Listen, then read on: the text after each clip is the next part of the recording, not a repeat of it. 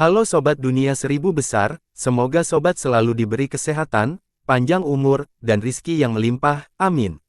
Sebelum masuk ke alur ceritanya, jangan lupa dukung channel ini ya dengan klik subscribe, like, komen, dan share, terima kasih.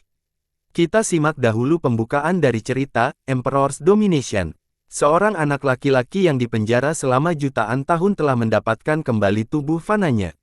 Ia menjadi murid dari sekte kuno dupa pembersihan yang sedang menurun di mana leluhurnya pernah menjadi muridnya. Sekarang dia akan membawa sekte ini kembali ke kejayaannya.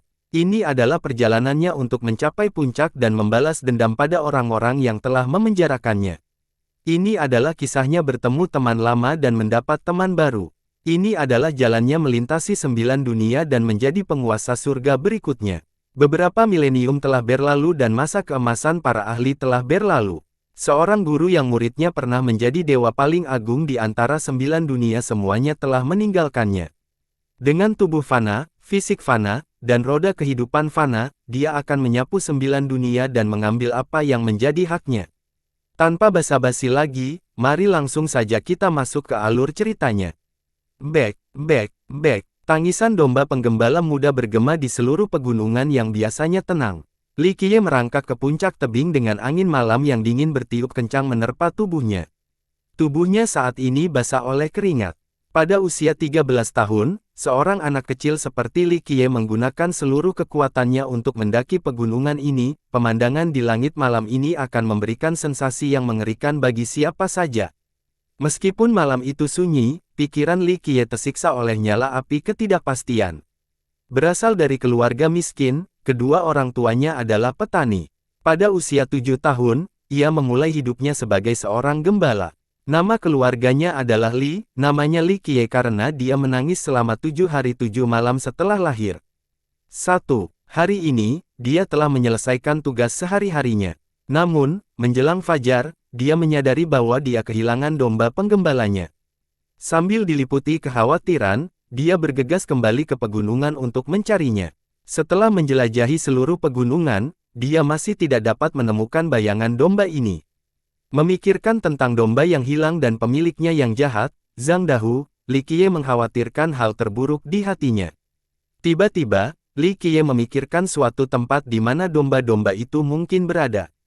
Hanya ada satu lokasi yang tidak dia cari, Gua Iblis Abadi. Saat dia melihat ke arah Gua Iblis Abadi di depannya, dia menyadari bahwa pegunungan di malam yang gelap menyerupai binatang buas dari era desolate kuno, mulutnya tampak menganga, haus akan daging manusia. Mendengar lolongan serigala bergema dari sekelilingnya, dia tidak bisa menahan diri untuk tidak menggigil ketakutan. Gua Iblis Abadi dianggap sebagai tanah terkutuk di daerah sekitarnya.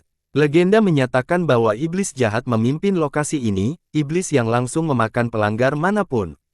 Tidak ada seorang pun yang berhasil keluar dari gua hidup-hidup. Saat ini, suara cambuk Zhang Dahu bergema di telinga Li Qiye. Jika Li Qiye benar-benar kehilangan dombanya, maka Zhang Dahu pasti akan mencambuk dagingnya hingga berkeping-keping.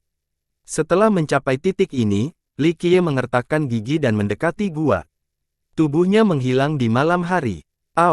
Malam yang tenang itu disela oleh jeritan menyedihkan seorang anak laki-laki. Suara ketakutan Li Qiye terdengar sekali lagi, kamu, apa yang kamu inginkan? Tiba-tiba, teriakan itu berhenti. Beberapa waktu kemudian di kedalaman Gua Iblis Abadi, keheningan dipecahkan oleh suara yang mengancam, bagus,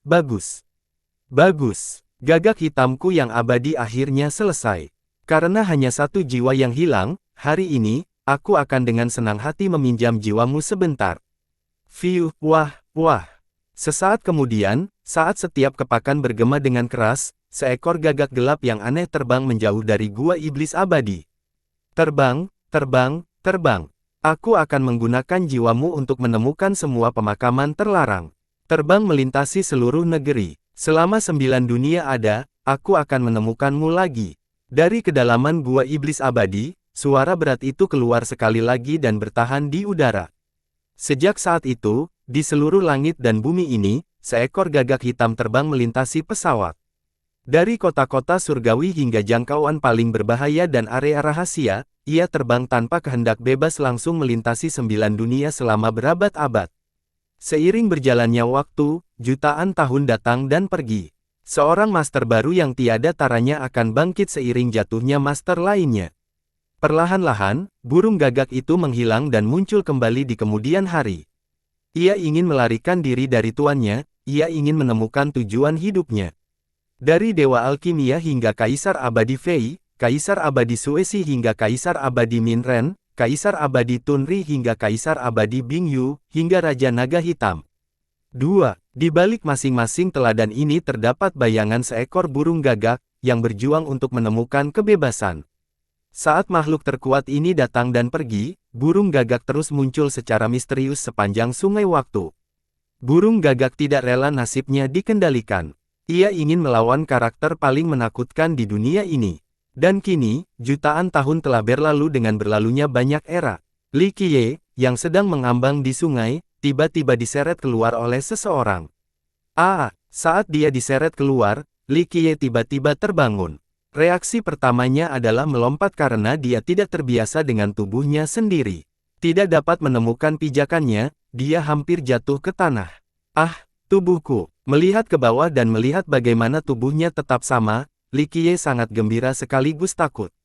Bahkan setelah ribuan perjuangan sambil bertarung melawan ombak dan angin yang tak ada habisnya, Dark Crow Li Qiye masih tidak bisa menahan emosinya setelah mendapatkan kembali tubuhnya sendiri. Sambil menarik napas dalam-dalam, dia mengangkat kepalanya dan menemukan seorang lelaki tua ada di depannya. Hehehe, orang tua inilah yang menyelamatkanmu dari malapetaka yang akan datang. Orang tua itu tertawa keras dengan cara yang memalukan, memperlihatkan 3 gigi kuningnya yang tersisa. Sikapnya membuat orang lain merasa senyumannya sangat menyeramkan. Di hulu sungai, Li Qiye bisa melihat struktur redup dari gua iblis abadi. Matanya menjadi semakin dingin dan auranya melebihi apapun yang bisa dipancarkan oleh seorang anak berusia 13 tahun. Li Qiye menarik napas dalam-dalam lalu menatap lelaki tua itu.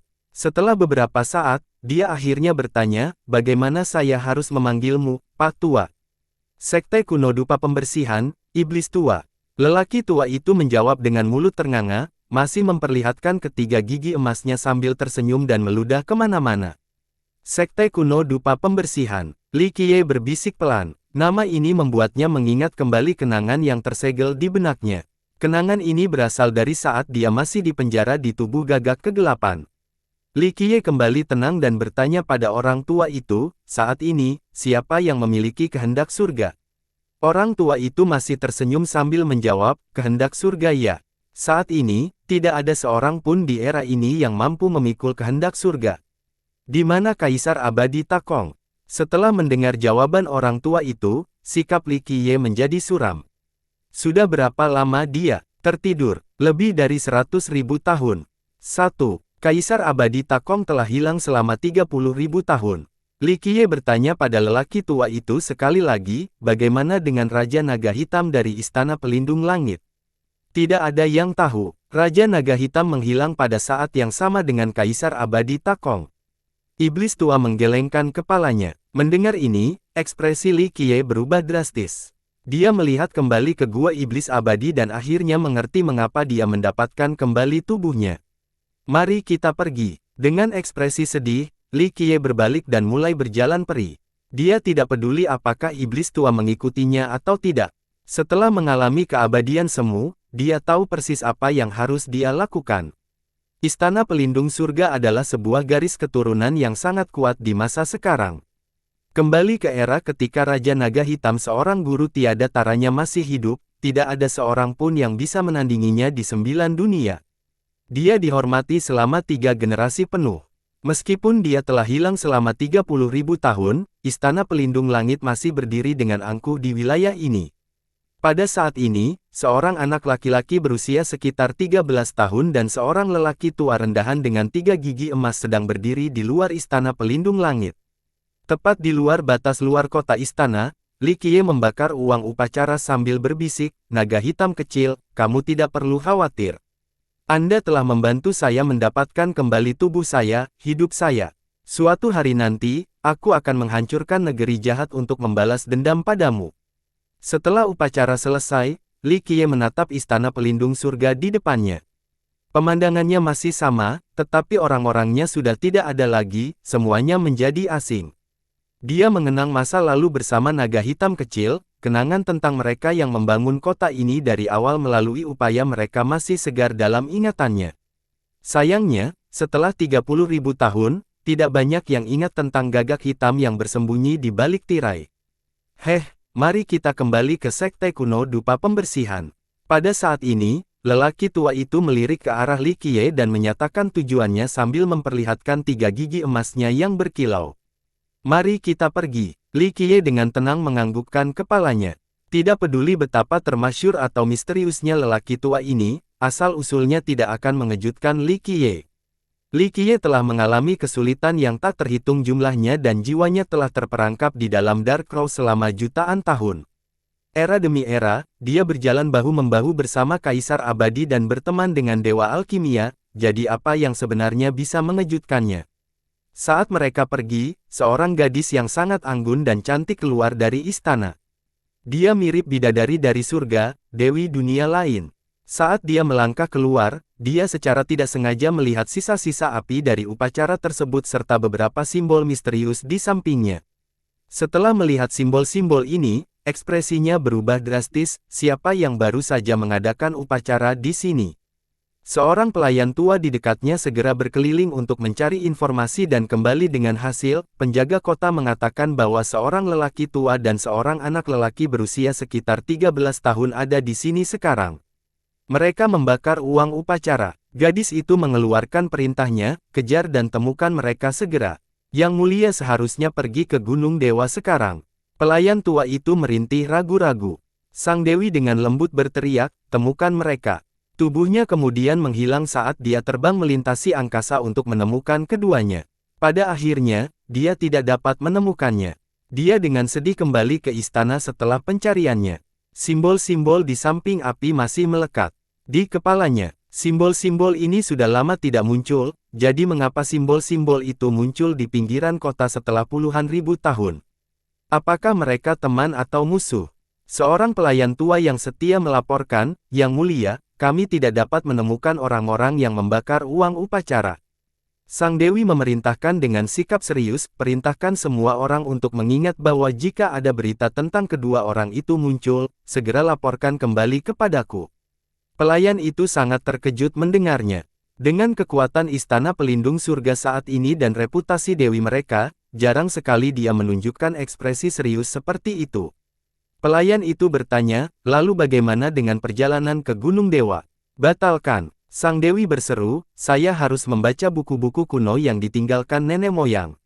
Sesuatu yang aneh sedang terjadi. Dia kemudian segera pergi ke bagian terdalam dari area terlarang di Istana Pelindung Surga. Sekte kuno dupa pembersihan tinggal di negara kerajaan permata surgawi. Sekte ini adalah garis keturunan Kaisar Abadi dengan sejarah panjang.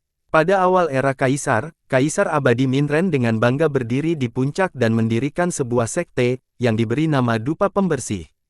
Sayangnya, setelah jutaan tahun, ia tidak mampu bertahan dalam ujian waktu dan sifatnya yang tak kenal ampun. Sekte ini tidak lagi berada di peringkat Kaisar Abadi dan tidak bisa lagi memerintah negeri seperti di masa lalu. Tidak peduli seberapa kerasnya mereka berusaha, mereka tidak dapat memperoleh kembali kejayaan kuno mereka atau mencegah kehancuran mereka yang tak henti-hentinya dan perlahan-lahan. Tetua, saya punya kabar buruk. Seorang manusia berkata bahwa dia ingin kita menerimanya sebagai murid utama. Seorang murid buru-buru melapor pada tetua pertama dari sekte kuno dupa pembersihan saat tetua ini melangkah keluar. Tendang dia dari gunung. Tanpa melirik muridnya, tetua pertama melanjutkan, mengapa kamu melaporkan sesuatu yang begitu konyol? Manusia fana yang ingin menjadi murid utama sekte mereka. Lelucon yang luar biasa. Murid utama sama dengan anak didik master sekte, yang memiliki peluang tertinggi untuk menjadi master sekte masa depan. Tentu saja, ketika ketua sekte tidak hadir, tetua pertama masih bisa mengurus masalah ini secara pribadi. Murid itu tergagap tapi dia direkomendasikan oleh iblis tua. Mengangkat alisnya, tetua pertama dengan sedih mengulangi, iblis tua. Apakah dia disuap dengan minuman keras? Itukah sebabnya dia merekomendasikan manusia fana? Iblis tua adalah anggota sekte tersebut, tetapi sekte tersebut tidak mau mengenali kakek tua ini. Meski namanya terdengar sangat heroik, lelaki tua ini telah menyebabkan sekte tersebut kehilangan muka. Iblis tua memiliki 3 kualitas baik dalam dirinya. Dia sangat pandai menghabiskan uang, berbohong, dan bermain-main di rumah pelacuran. Inilah mengapa mereka memanggilnya iblis tua. 2. Dia belum mengembangkan metode apapun sampai akhir, tetapi dia memiliki latar belakang yang sangat mengejutkan dalam sekte tersebut. Rumor mengatakan bahwa dia adalah anak haram dari master sekte sebelumnya. Inilah sebabnya, ketika ketua sekte terakhir meninggal, dia meminta ketua sekte saat ini untuk menjaga iblis tua. Namun, ada rumor lain yang menyatakan bahwa iblis tua adalah dari master sekte 2 generasi lalu. Karena master sekte sebelumnya berhutang budi pada orang ini, dia tidak punya pilihan selain menerima sampah ini dan dengan enggan mengurus iblis tua. Sebelum master sekte sebelumnya meninggal, dia juga meminta master sekte saat ini untuk menjaga iblis tua. Tidak peduli siapa ayahnya, seluruh sekte dan eselon atasnya tidak mencintai lelaki tua itu. Mereka membenci kata-kata yang tidak menyenangkan mengenai karakter iblis tua dan tidak peduli dengan rumor yang ada di dunia. Dari tetua hingga murid dengan peringkat terendah, seluruh sekte tidak menyambut lelaki tua ini tanpa budidaya apapun.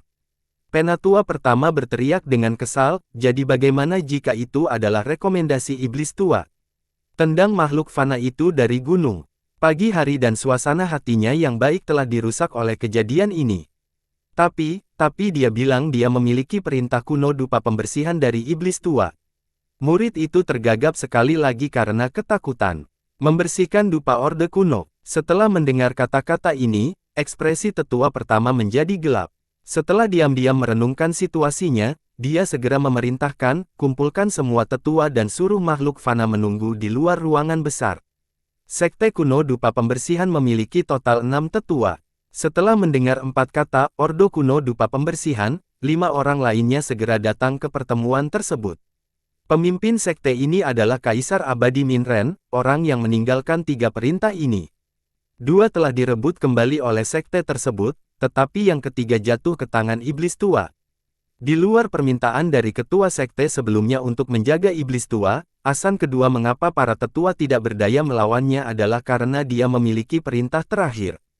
Perintah tersebut mewakili Kaisar Abadi Minren, pemegangnya dapat meminta apapun dari sekte kuno dupa pembersihan. Duduk di ruangan besar dari sekte kuno dupa pembersihan sambil memandangi sebuah patung yang sulit dipahami dan ditutupi oleh asap emas, Li Qiye mau tidak mau mengingat banyak cerita dari masa lalu. Patung Kaisar Abadi Minren berdiri kokoh di titik tertinggi lokasi ini.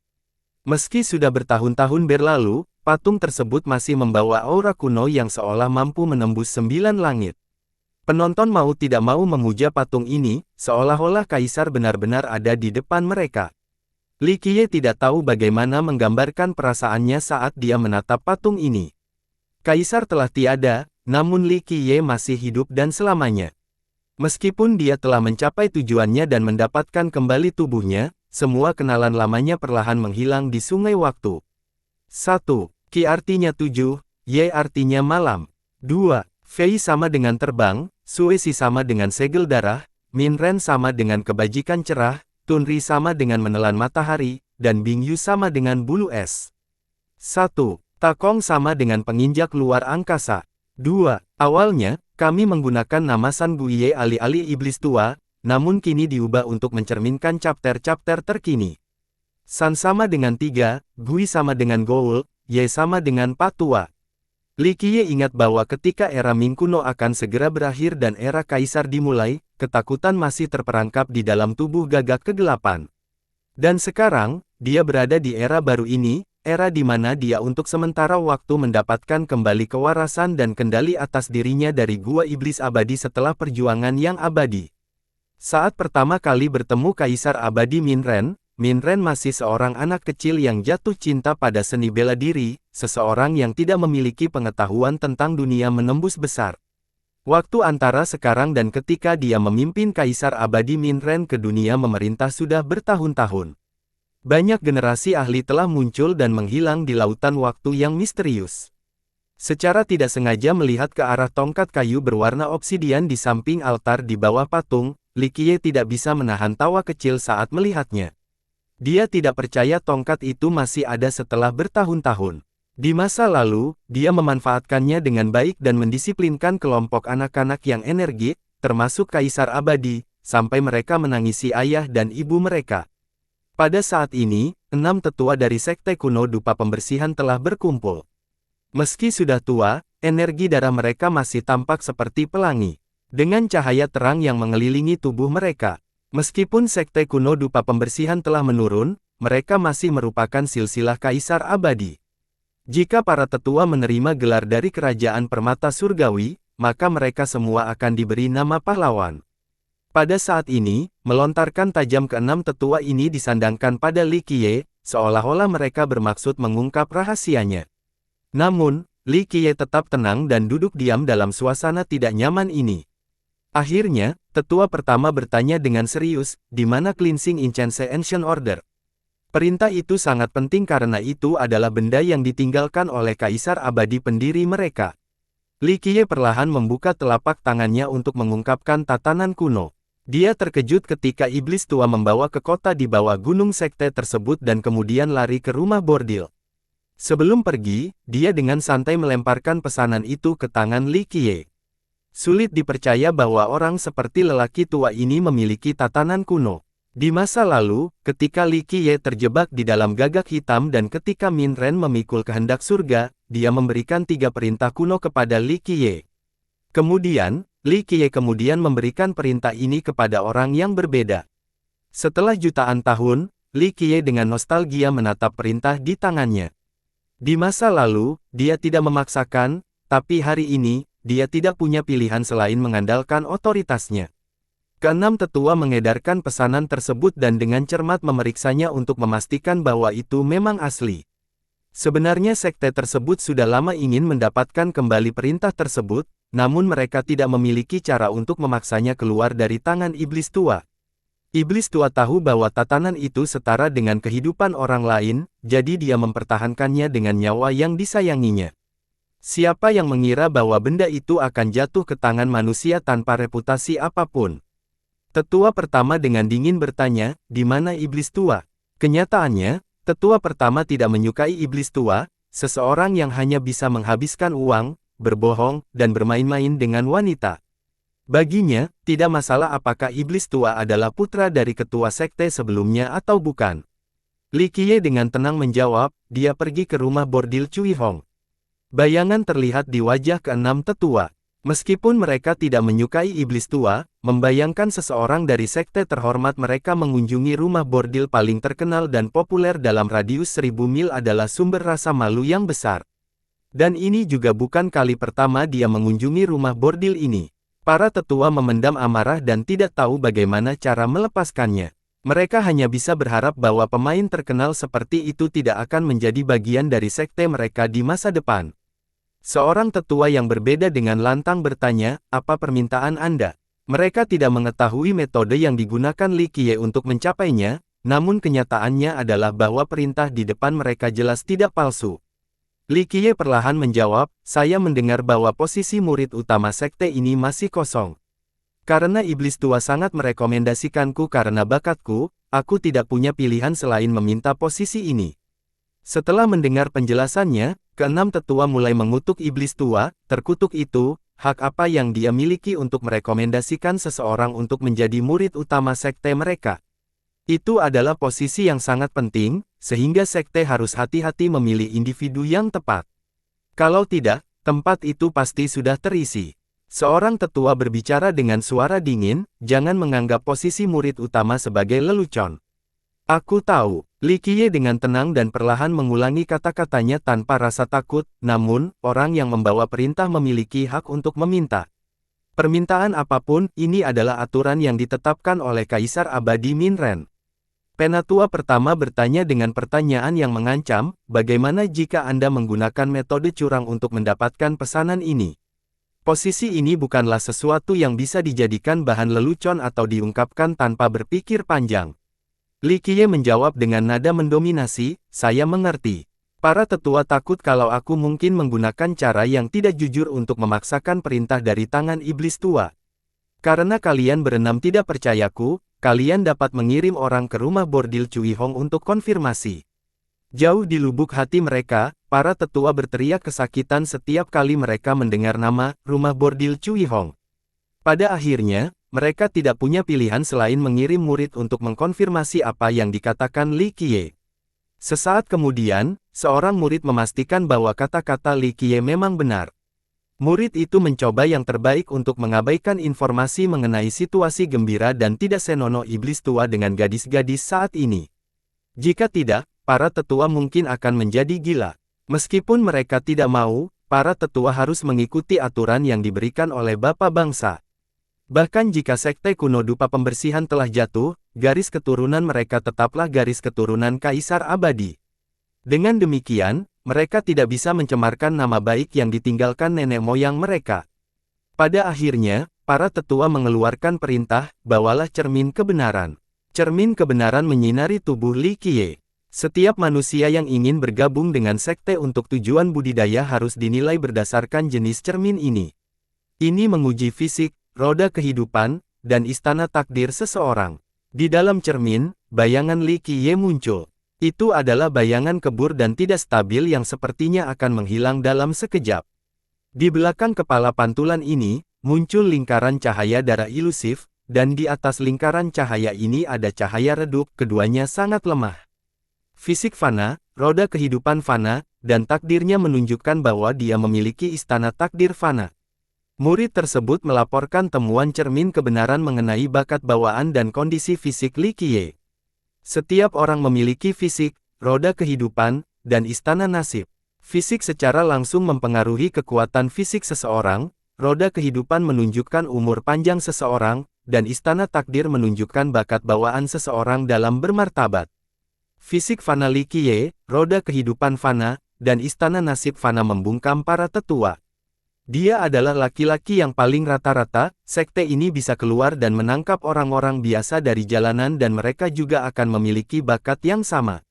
Jika kamu ingin menjadi murid utama dari sekte kuno dupa pembersihan, kecuali fisik raja dan santo, paling tidak, kamu harus memiliki fisik Xiantian. Roda kehidupan Anda juga harus berada pada level yang sama. Kemampuanmu tidak cocok untuk posisi ini. Tetua pertama langsung menolak Li Qiye. Saya sadar akan bakat saya. Li Qiye tidak ingin terlalu membengkokkan dan dengan santai berkata, tetapi saya masih ingin menjadi murid utama. Kamu, para tetua sangat kesal dengan kata-kata ini. Orang ini bahkan tidak memenuhi syarat untuk menjadi murid normal, apalagi murid utama. Ini adalah salah satu permintaan paling tidak masuk akal yang pernah mereka dengar. Saya percaya bahwa keturunan Kaisar Abadi tidak akan menarik kembali kata-kata mereka atau melanggar aturan leluhur dan mempermalukan sekte dan garis keturunan.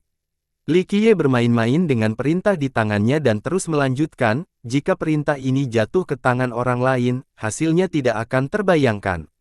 Mendengar ini, ekspresi keenam tetua membeku. Penatua pertama menatapnya dan dengan dingin menjawab, bahkan jika hal seperti itu terjadi, siapapun yang ingin menjadi murid utama sekte kami harus diuji dalam semua aspek. Mulai dari asal-usul, latar belakang, serta bakat bawaan mereka. Bagaimanapun, sekte tersebut tidak akan mengizinkan kandidat yang tidak memenuhi syarat untuk mengambil posisi tersebut. Itulah masalahmu. Li Qiye menatap keenam tetua itu dan berkata, jika ada sekte lain yang mengirimku untuk mencuri warisan Kaisar Abadimu, maka izinkan aku mencatat bahwa aku tidak perlu menjadi murid utama. Karena perintah bajik ini, saya hanya dapat bertanya, tidak perlu repot menjadi murid utama. Anda seharusnya mengetahui hal ini lebih baik daripada saya sendiri. Jika saya ingin menyakiti sekte tersebut, itu bukanlah hal yang sulit dengan kekuatan ordo ini. Kata-kata Li Qiye membuat para tetua saling melirik. Meskipun mereka agak ambivalen, mereka tidak sepenuhnya mempercayai Li Qiye. Dia bukannya tanpa alasan. Penatua Cao, salah satu dari 6 tua, perlahan menjawab, jika perintah terus berkeliaran di luar, bukankah itu akan menjadi bahaya yang tersembunyi bagi kita? Kami tidak bisa menolak perintah siapapun, jadi sebaiknya kami menerima permintaannya. Tetua pertama dengan dingin menjawab, masalah ini tidak bisa dianggap enteng. Penatua lainnya berpikir, dari dulu hingga sekarang, murid utama selalu menjadi murid langsung di bawah ketua sekte. Apakah kita menerima permintaannya atau tidak? Namun juga, kita harus terlebih dahulu meminta pendapat ketua sekte mengenai keputusan ini, lalu membuat pilihan setelahnya. Ini masuk akal. Pada akhirnya, murid utama akan menjadi murid langsung dari master sekte. Para tetua yang tersisa setuju. Setelah keenam tetua selesai berdebat, tetua pertama segera memerintahkan, kirim surat kepada ketua sekte. Surat itu segera dikirim ke master sekte Suyong Huang, dan keenam tetua menerima balasan dengan sangat cepat.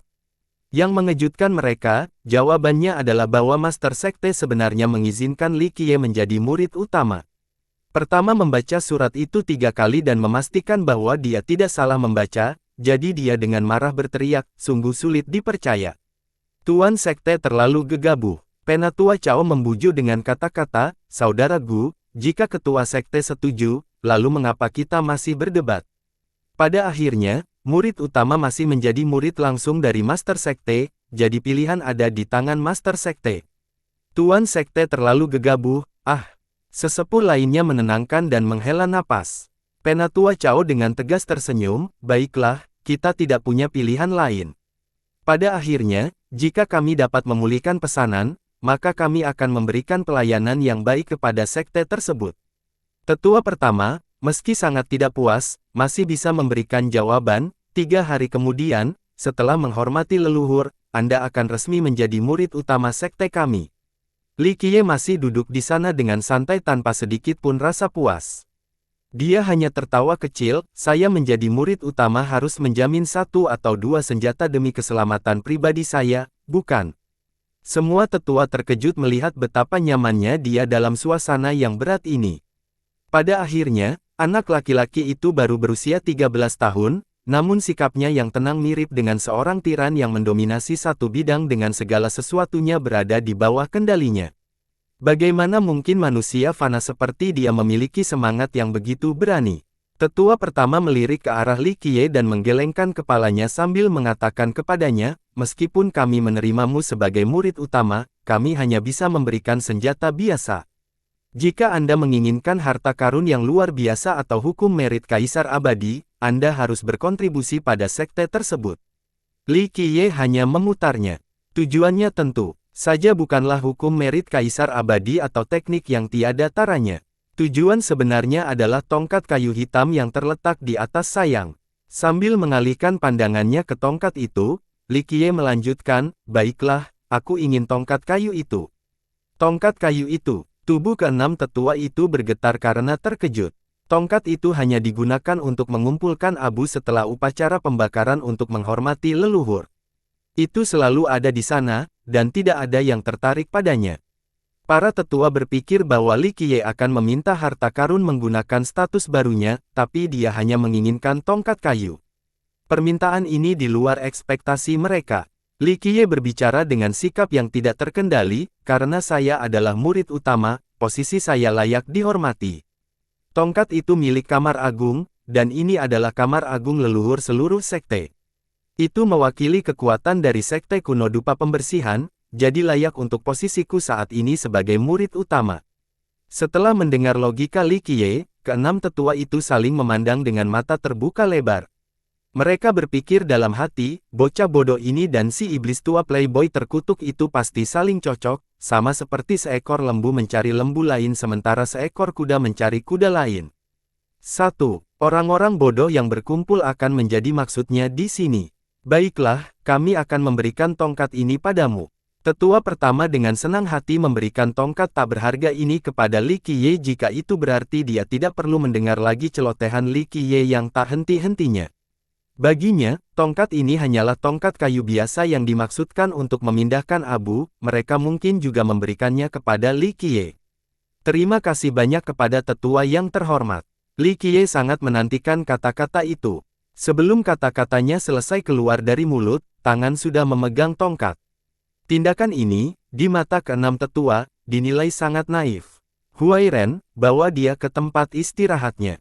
Seorang tetua akhirnya menjadi tidak sabar dan menyuruh murid terdekatnya untuk mengirim Li Qiye pergi.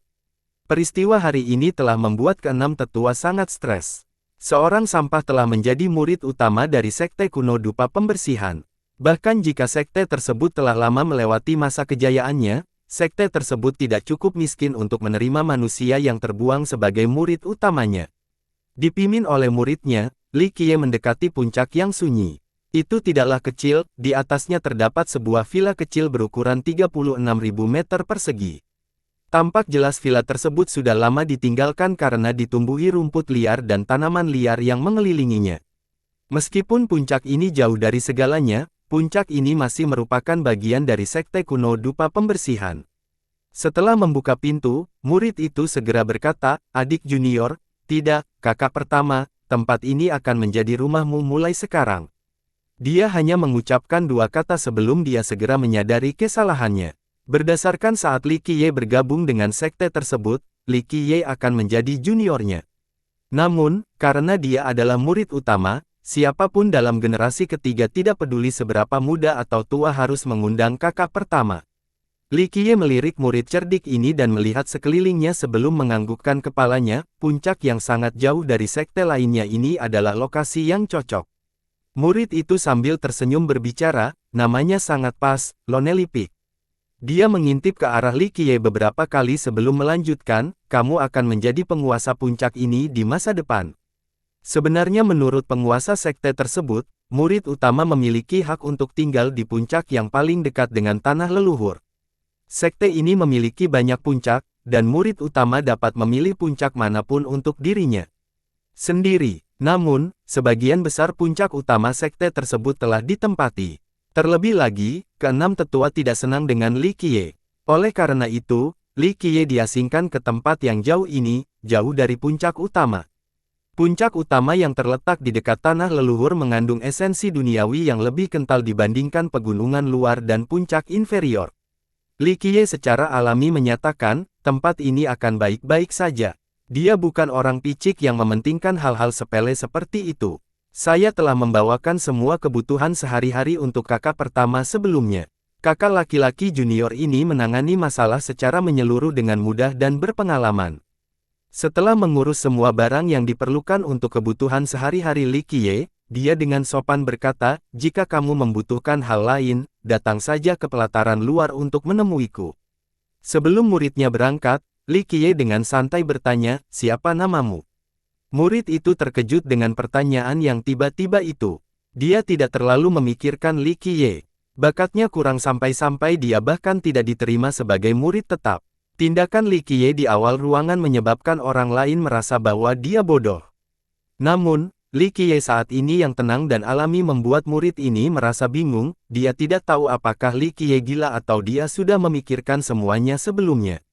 Murid ini dengan cepat mendapatkan kembali akalnya dan menjawab Li Qiye, saudara pertama, nama saudara junior ini adalah Nan Huairen. Saya adalah penjaga pelataran luar. Namaku Li Qiye. Li Qiye dengan lembut mengangguk. Dalam jutaan tahun terakhir, orang yang mengetahui asal-usul dan nama aslinya hanya dapat dihitung dengan jari. Setelah kepergian Nan Huairen, Li Qiye tidak tinggal diam. Dia mulai membersihkan halaman dan merapikan seluruh gunung. Setelah menyelesaikan tugas dengan standar yang dapat diterima, gunung yang sepi itu lebih mirip sebuah rumah. Li Qiye melakukan semuanya dengan cara yang sistematis dan rapi, perlahan namun pasti. Jika ada orang yang lewat secara tidak sengaja menyaksikan tindakan pembersihannya, mereka tidak akan percaya bahwa dia baru berusia 13 tahun.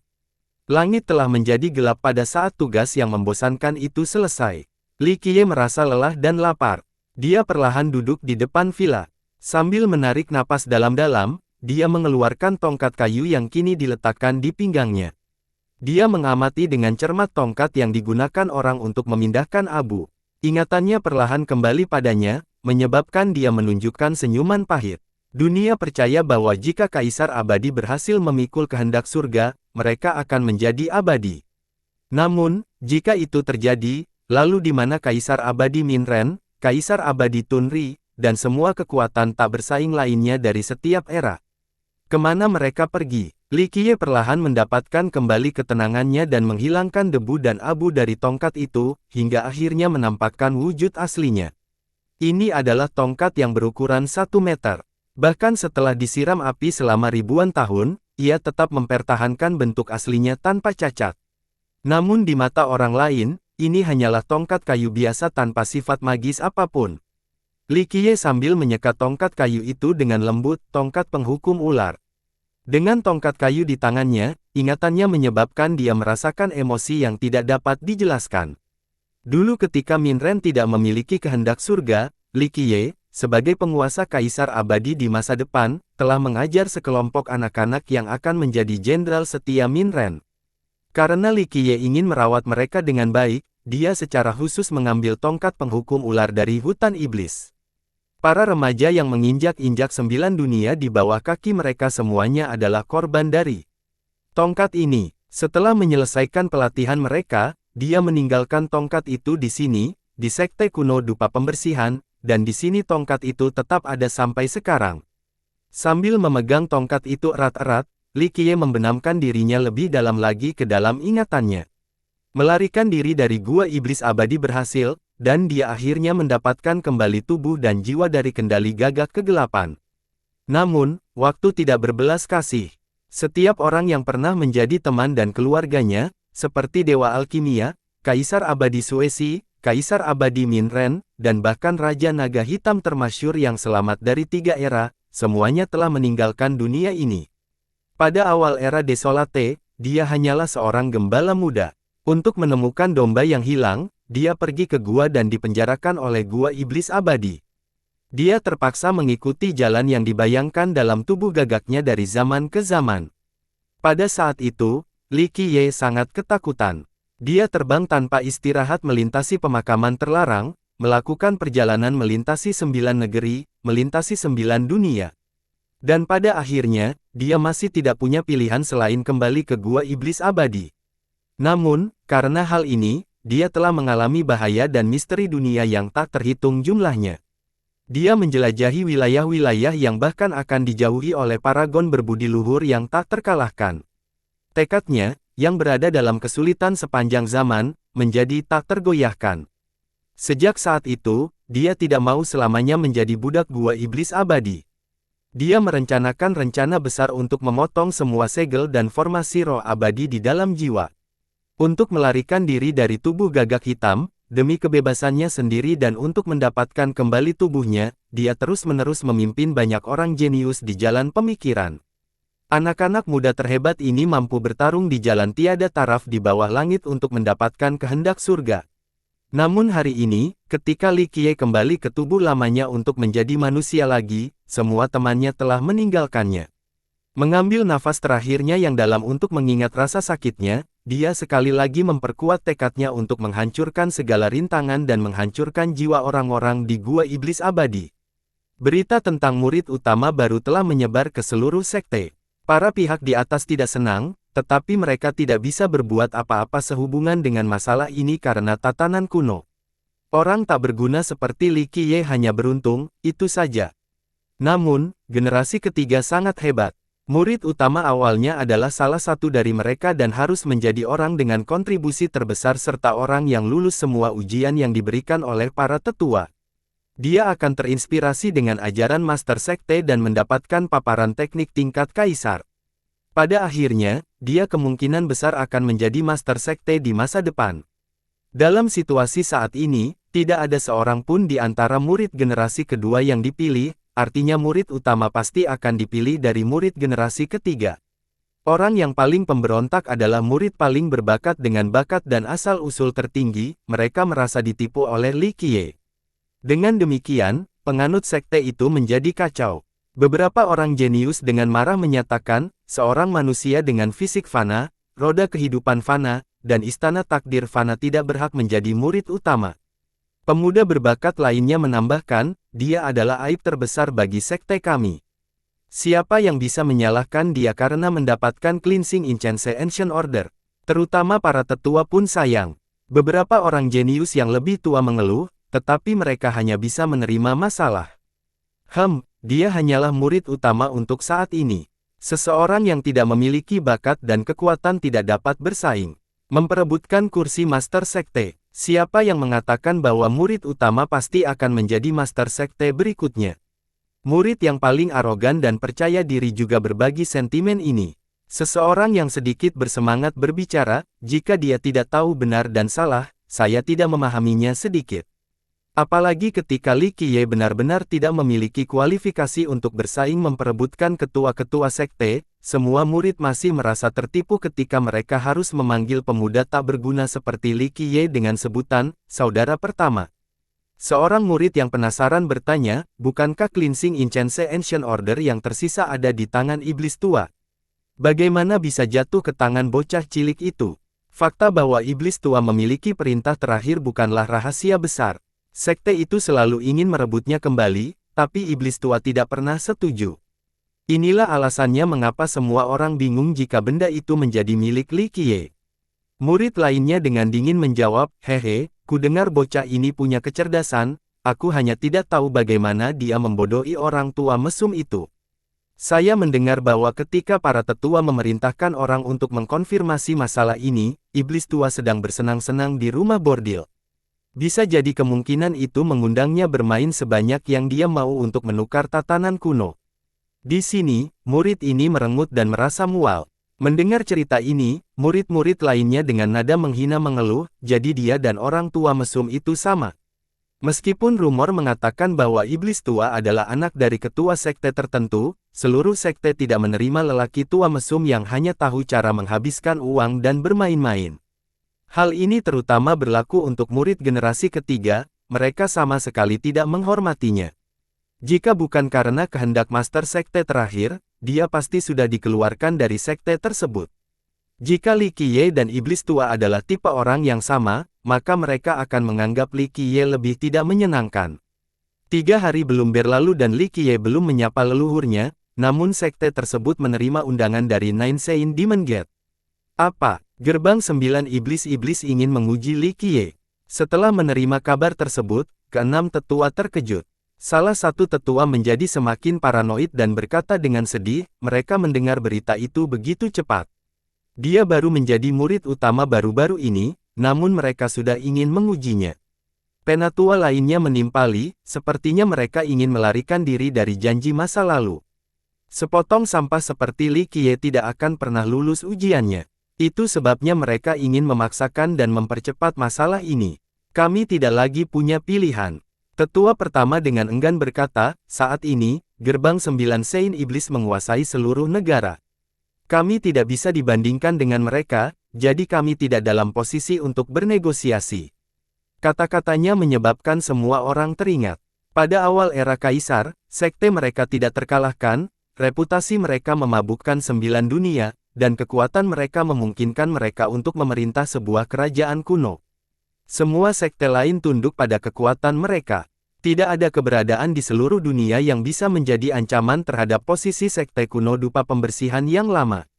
Namun, kejayaan masa lalu menghilang seiring berjalannya waktu.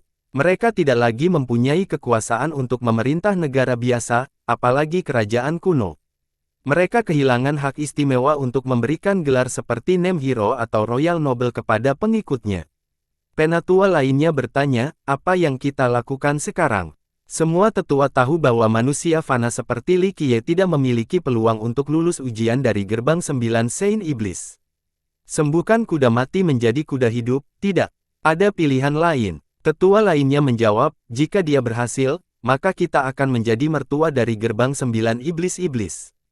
Jika ini terjadi, maka sekte Dewa Surgawi dan Kerajaan Permata Surgawi tidak akan berani meremehkan kita. Menuju mimpi mustahil ini, keenam tetua hanya bisa tertawa bahak. Apapun yang terjadi, mereka tetap harus mencoba.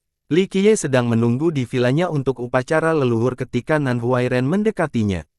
Nan Huairen dengan cepat melaporkan, saudara pertama, para tetua memanggilmu di kamar besar. Li Qiye dengan acuh tak acuh bertanya, apakah sesuatu yang besar telah terjadi? Nan Huairen sedikit terkejut, tapi dia tidak menyembunyikan apapun. Dia mengangguk dan menjawab, saya tidak akan berbohong kepada Anda, kakak pertama. Gerbang 9 iblis-iblis mengirimkan undangan kepada kami. Dia berhenti sejenak dan menatap Li Qiye sebelum melanjutkan, saya mendengar pertunangan Anda ingin menguji kemampuan Anda. Gerbang 9 Santo Iblis. Li Qiye tiba-tiba teringat kenangan lama ketika dia mendengar nama ini. Nan Huairen mengira Li Qiye tidak mengetahui sekte ini, jadi dia dengan cepat menjelaskan, Gerbang 9 Saint Iblis adalah salah satu sekte terbesar di Grand Middle Territory. Mereka memerintah negeri Kerbau Tua dan mempunyai hak untuk memberikan gelar. Kedua sekte kami dulu memiliki hubungan yang bersahabat dan dekat. Patriark asli dari 9 orang suci dulunya disebut 9 orang suci paragon berbudi luhur. Dia adalah jenderal nomor 1 di bawah Kaisar Abadi Minren dan menyusul menyapu 9 dunia. Ketika kami memerintah sebuah kerajaan kuno, bahkan Gerbang 9 Saint Iblis pun harus memberikan rasa hormat kepada kami. Saya telah mendengar tentang sekte ini. Li Qiye tersenyum lembut. Bagaimana mungkin dia tidak tahu tentang sekte tersebut? Selain itu, dia juga telah bertemu dengan 9 orang suci paragon berbudi luhur. Pada hari-hari awal era Kaisar, Li Qiye menghabiskan banyak waktu dan energi untuk menangkap monster iblis bernama 9 orang suci dan memaksanya menjadi pelindung nasib Minren. Li Qiye bertanya, dari mana asal-usul pertunangan ini?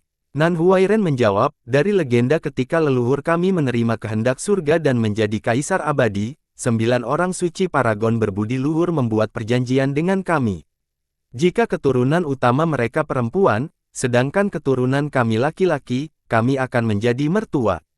Setelah berhenti sejenak, dia dengan sedih menghela nafas, pada saat itu, mereka sedang naik level.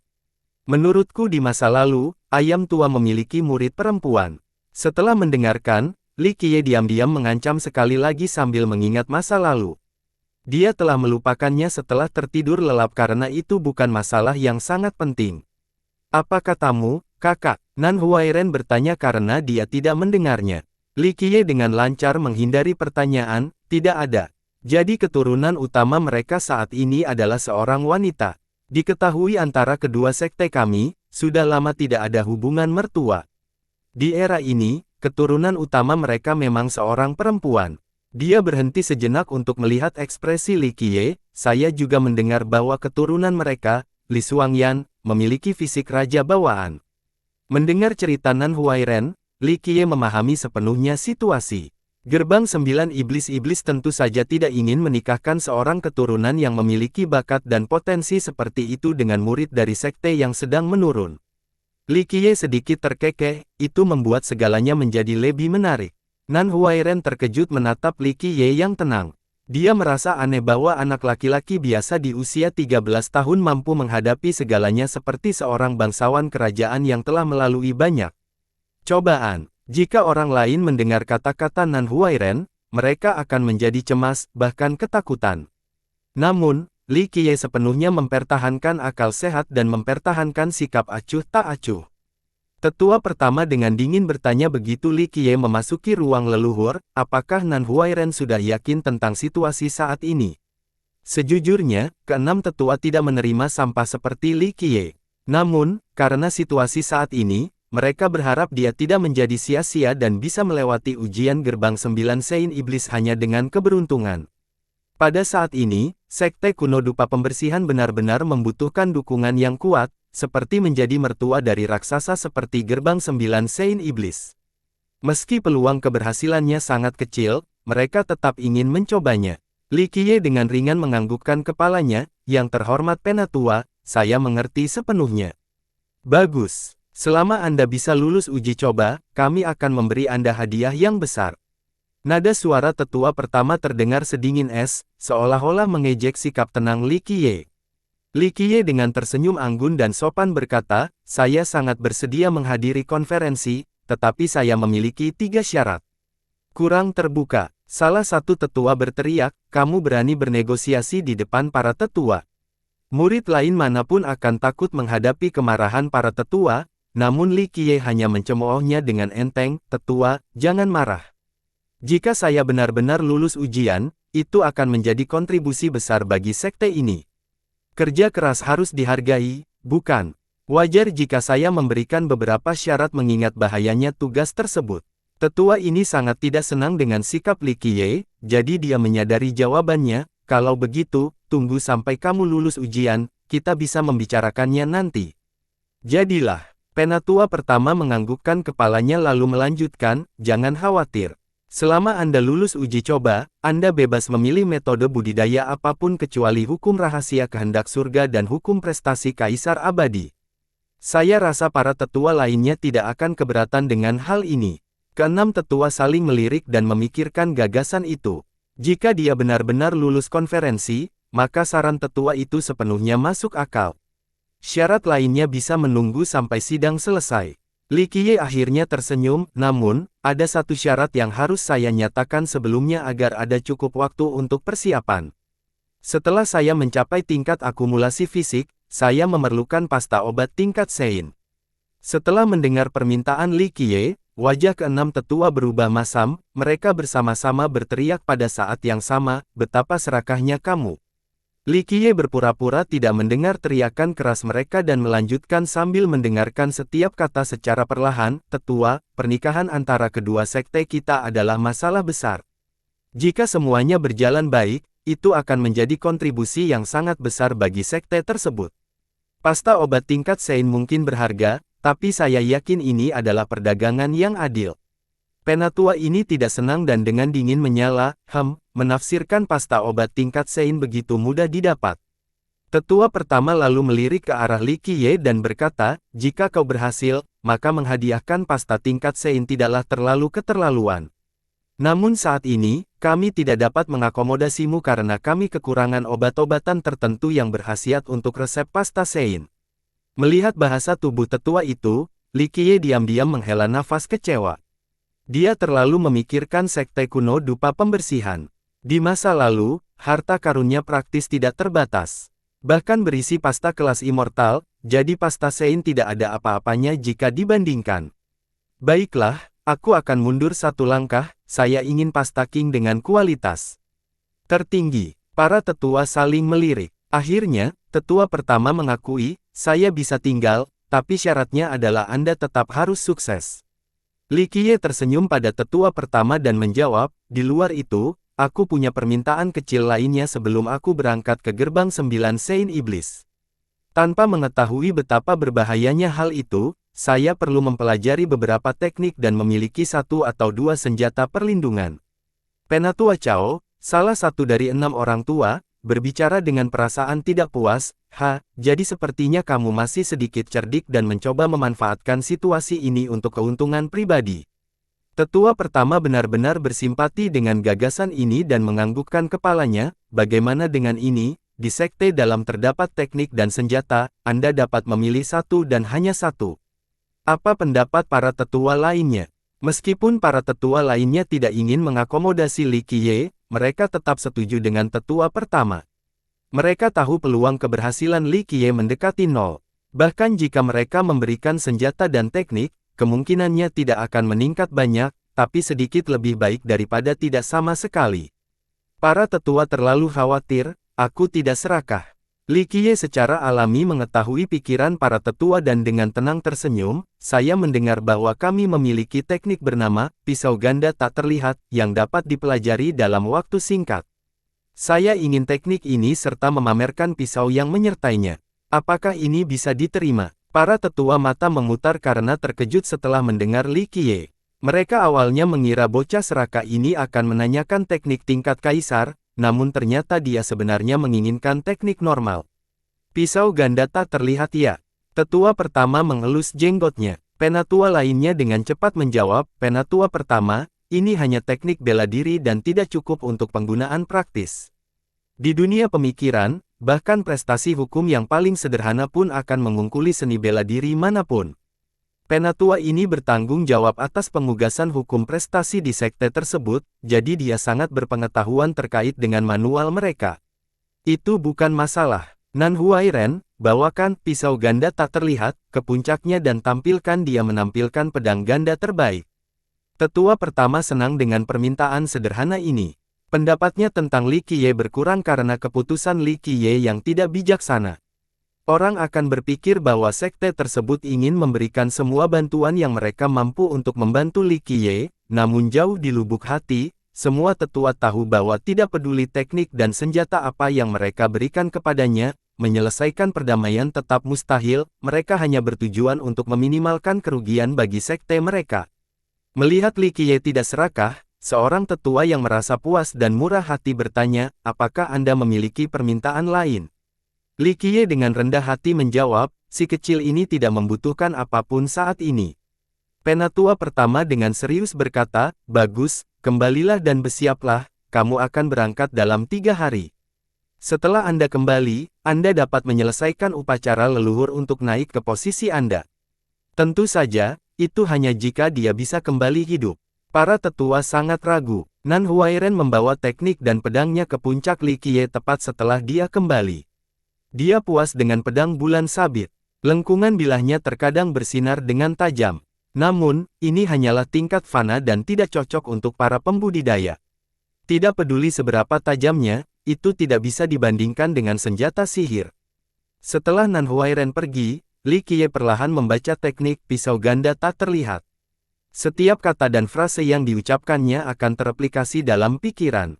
Saat dia masih menjadi gagak hitam, meskipun dia telah berhasil melarikan diri dari gua iblis abadi, masalahnya masih belum stabil. Terkadang masih dipengaruhi oleh gua. Kapanpun dia merasa seperti ini, dia akan segera menyegel dirinya sendiri dan memaksa ketakutannya tertidur lelap. Dia telah menghabiskan waktu bertahun-tahun yang berliku di setiap era untuk pergi ke lokasi paling berbahaya.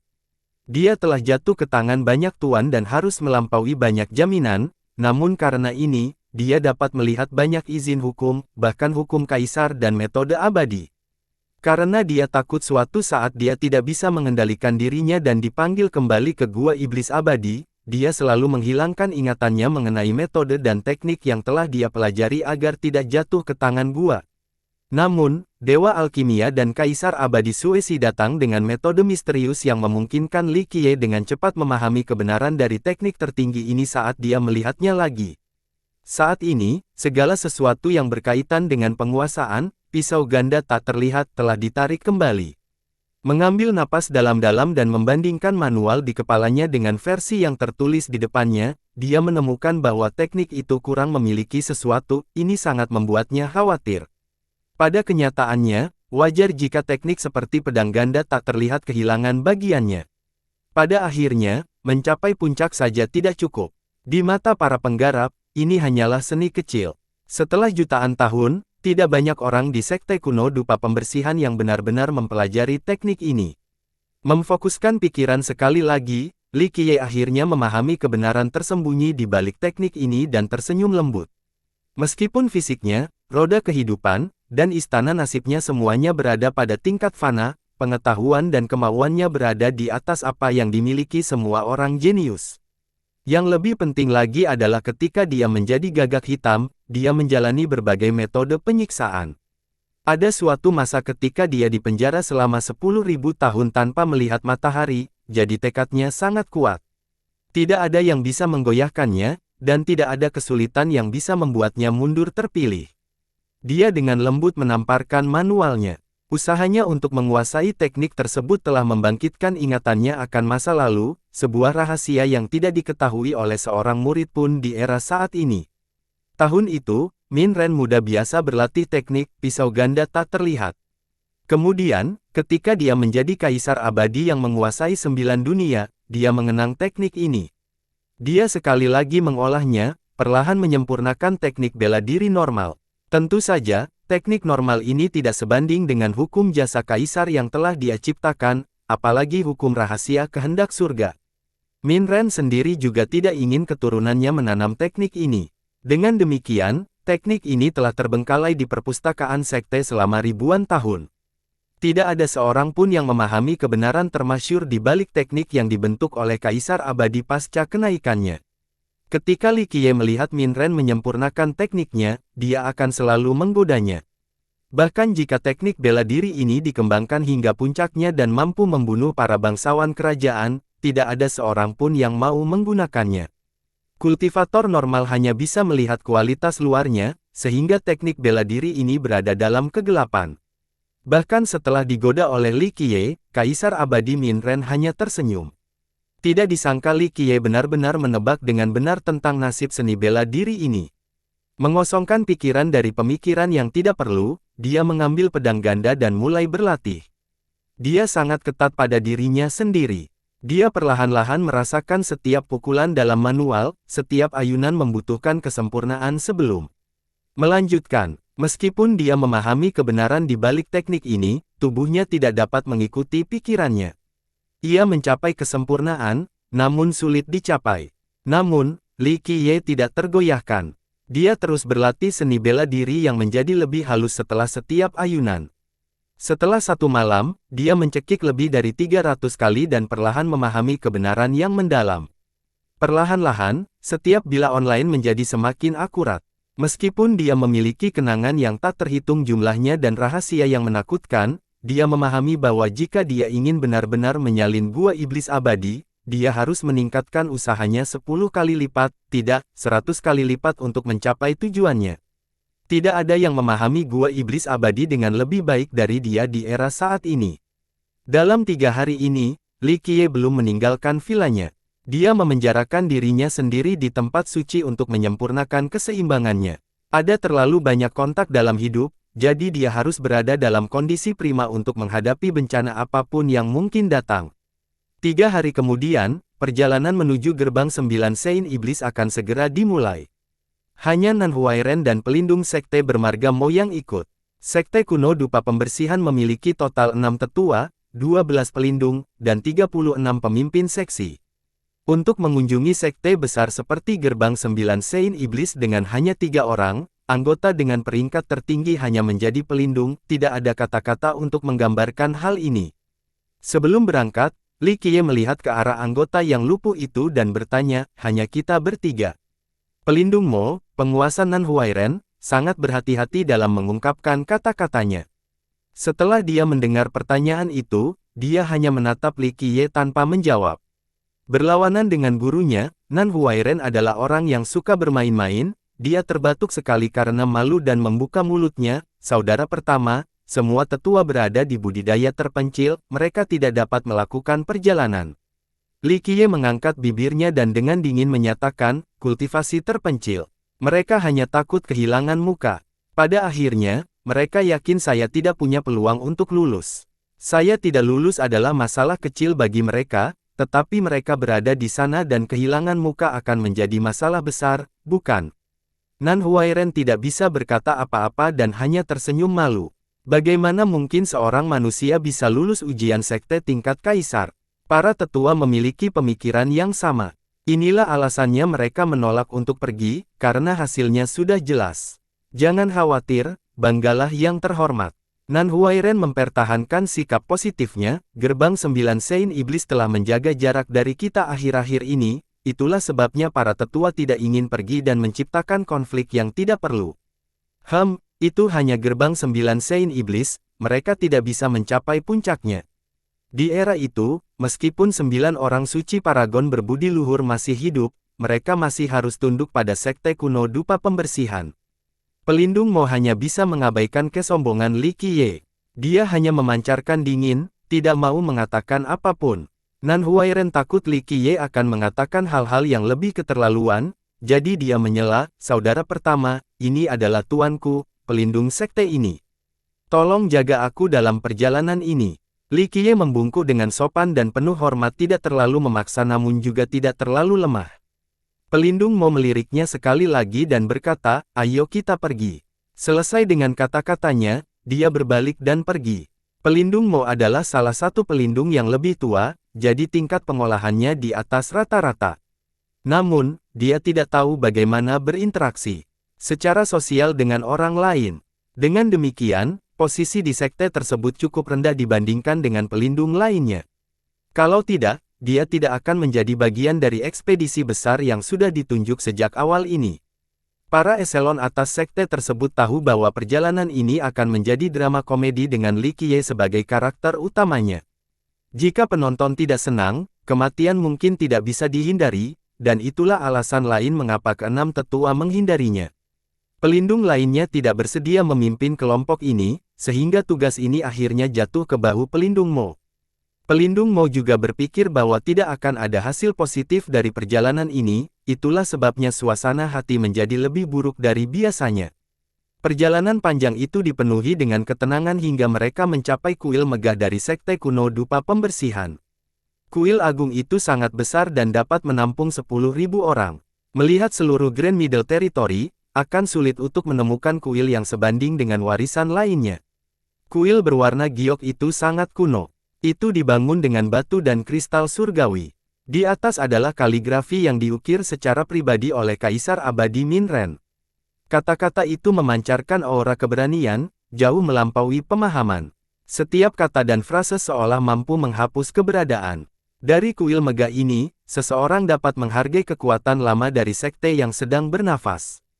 Kuil ini adalah titik awal dari semua penaklukan yang dilakukan Kaisar Agung. Minren akan mengadakan upacara di sini sebelum memulai ekspedisinya yang mencakup seluruh 9 dunia. Hanya sekte Kaisar Abadi yang bisa memiliki kuil seperti itu. Bang! Saat pintu masuk terbuka, sebuah pintu gerbang terlihat di dalamnya. Diwarnai dan ditempa oleh kristal ilahi, raksasa itu ditutupi oleh lubang-lubang kosong dan ukiran Kaisar Abadi. Lubang-lubang kosong ada di sana untuk diisi dengan batu giok halus. Batu giok yang dimurnikan dibentuk oleh kekuatan spiritual alami dari langit dan bumi, inti dari apa yang memungkinkan budidaya. Tujuan utamanya adalah mengoperasikan gerbang untuk melintasi jarak jauh. Jarak perjalanan ditentukan oleh kuantitas dan kualitas batu giok yang dimurnikan. Sayangnya, gerbang saat ini hanya memiliki beberapa batu giok halus di dalamnya. Sekali lagi, Li Qiye merasa sedih karena seberapa jauh sekte tersebut telah jatuh. Di masa lalu, gerbang ini, dengan banyaknya batu giok, telah membawa banyak pasukan ke tempat-tempat yang jauh di 9 dunia. Lokasi yang manapun dimungkinkan selama koordinatnya diketahui. Mereka memasuki gerbang dan, dalam sekejap mata, berpindah ke lokasi lain. Grand Middle Territory sangat luas dan terbentang miliaran mil. Ada banyak sekte yang tersebar di 15 negara. Namun, ada monster raksasa seperti kerajaan dan kerajaan kuno yang terbentang miliaran mil sendirian. Jika seseorang ingin melintasi suatu negara dengan terbang, itu akan memakan waktu bertahun-tahun kecuali mereka adalah makhluk tercerahkan atau raja surgawi. Pahlawan atau bangsawan kerajaan manapun akan cukup bijak untuk tidak mencoba melakukan hal ini. Ditambah lagi, Grand Middle Territory hanyalah salah satu bagian dari dunia Kaisar Fana. Dunia Kaisar Fana juga dikenal sebagai batas kaisar atau negara kaisar dan terdiri dari 5 wilayah berbeda. Di utara terletak Laut Besar Utara, di selatan terdapat Tanah Tandus, di timur membentuk 100 kota, di barat terdapat Tanah Terlantar yang sunyi, dan di tengah adalah wilayah Tengah Besar. Bang! Li Qiye dan rekan-rekannya tiba di gerbang-gerbang 9 Sein Iblis. Saat mereka melangkah keluar, mereka merasakan esensi roh alam lebih kental daripada tempat manapun yang pernah mereka kunjungi. Sejauh mata memandang, ini benar-benar sekte surgawi. Lokasi, gerbang 9 Sein Iblis terbentang jutaan mil. Itu dipenuhi gunung-gunung dan sungai-sungai dengan air terjun yang megah dan pepohonan surga yang mampu menembus langit. Ada juga istana yang mengambang dan tersembunyi di awan sejauh mata memandang. Di relung terdalam, seseorang dapat menemukan aura penembus yang bersinar terang di seluruh daratan.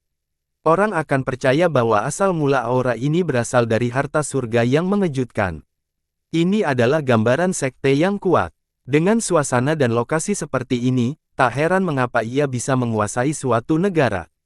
Sebagai perbandingan, sekte kuno dupa pembersihan mirip dengan orang tua miskin di akhir hidupnya. Aku tahu itu adalah kakakmu. Sudah lama tidak bertemu. Ketika mereka bertiga meninggalkan gerbang, seorang lelaki tua terlihat memimpin murid-muridnya ke pesta penyambutan.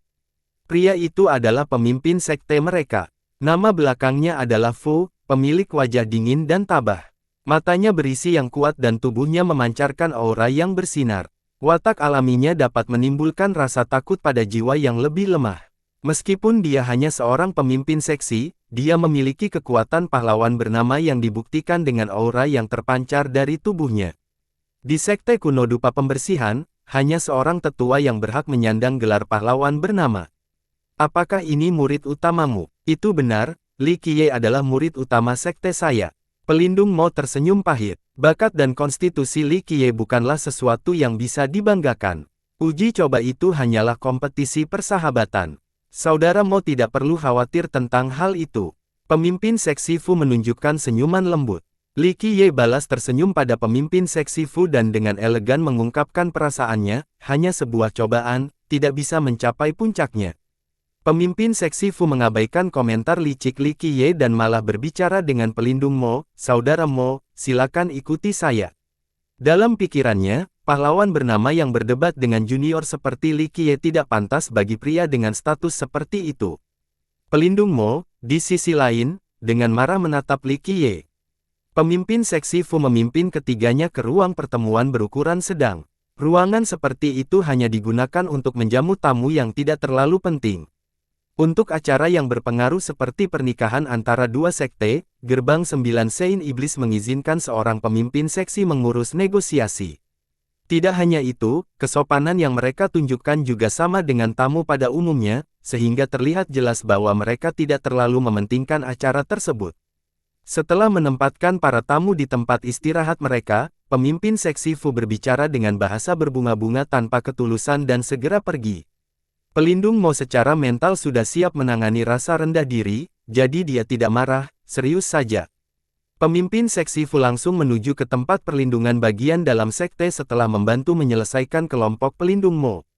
Mendekati sebuah kuil kuno, dia bertemu dengan seorang tetua. Penatua itu melayang di udara dan lingkaran cahaya surgawi berada di atas kepalanya.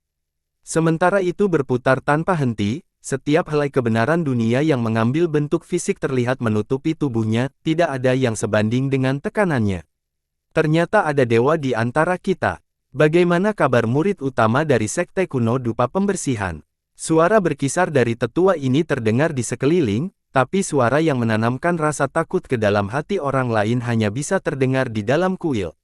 Saat berada di luar, pemimpin seksi Fu sangat arogan dengan gelar pahlawan bernama. Namun, dia hanya bisa ketakutan saat ini. Dia berlutut dan berbicara, "Tetua yang terkasih, dia hanyalah seekor semut, manusia biasa, bocah nakal yang bodoh dan sombong yang tidak layak untuk didiskusikan. Kalau begitu, pergilah." Suara menggelegar terdengar lagi. Itu mampu menimbulkan rasa takut pada orang lain bahkan ketika mata orang tua itu tertutup. Pemimpin seksi Fu dengan sopan membungkuk sekali lagi dan dengan hati-hati meninggalkan kuil. Tubuhnya berkeringat setelah pergi. Dia hanya seorang pemimpin bagian, jadi dia tidak memiliki kualifikasi atau status untuk bertemu dengan seorang tetua. Bahkan seorang bangsawan kerajaan perlu dipanggil sebelum mereka mendapat kehormatan. Setelah pemimpin seksi Fu pergi, tetua itu mulai berbicara dengan orang lain di kuil yang kosong, memilih makhluk fana dengan fisik fana, roda kehidupan fana, dan istana takdir fana untuk menjadi murid utama, tidak ada yang bisa menyelamatkan pembersihan. Sekte dupa kuno, sungguh bagi teknik kaisar-kaisar abadi Minren. Ada kemungkinan besar mereka masih tinggal di sekte itu. Suara misterius dan mulia terdengar di udara. Tetua itu melanjutkan, "Yang mulia, selama teknik kaisar abadi Minren masih ada, hanya masalah waktu bagi kita untuk mencapainya dalam satu kali kejadian. Manusia fana itu tidak layak menjadi keturunan utama kita."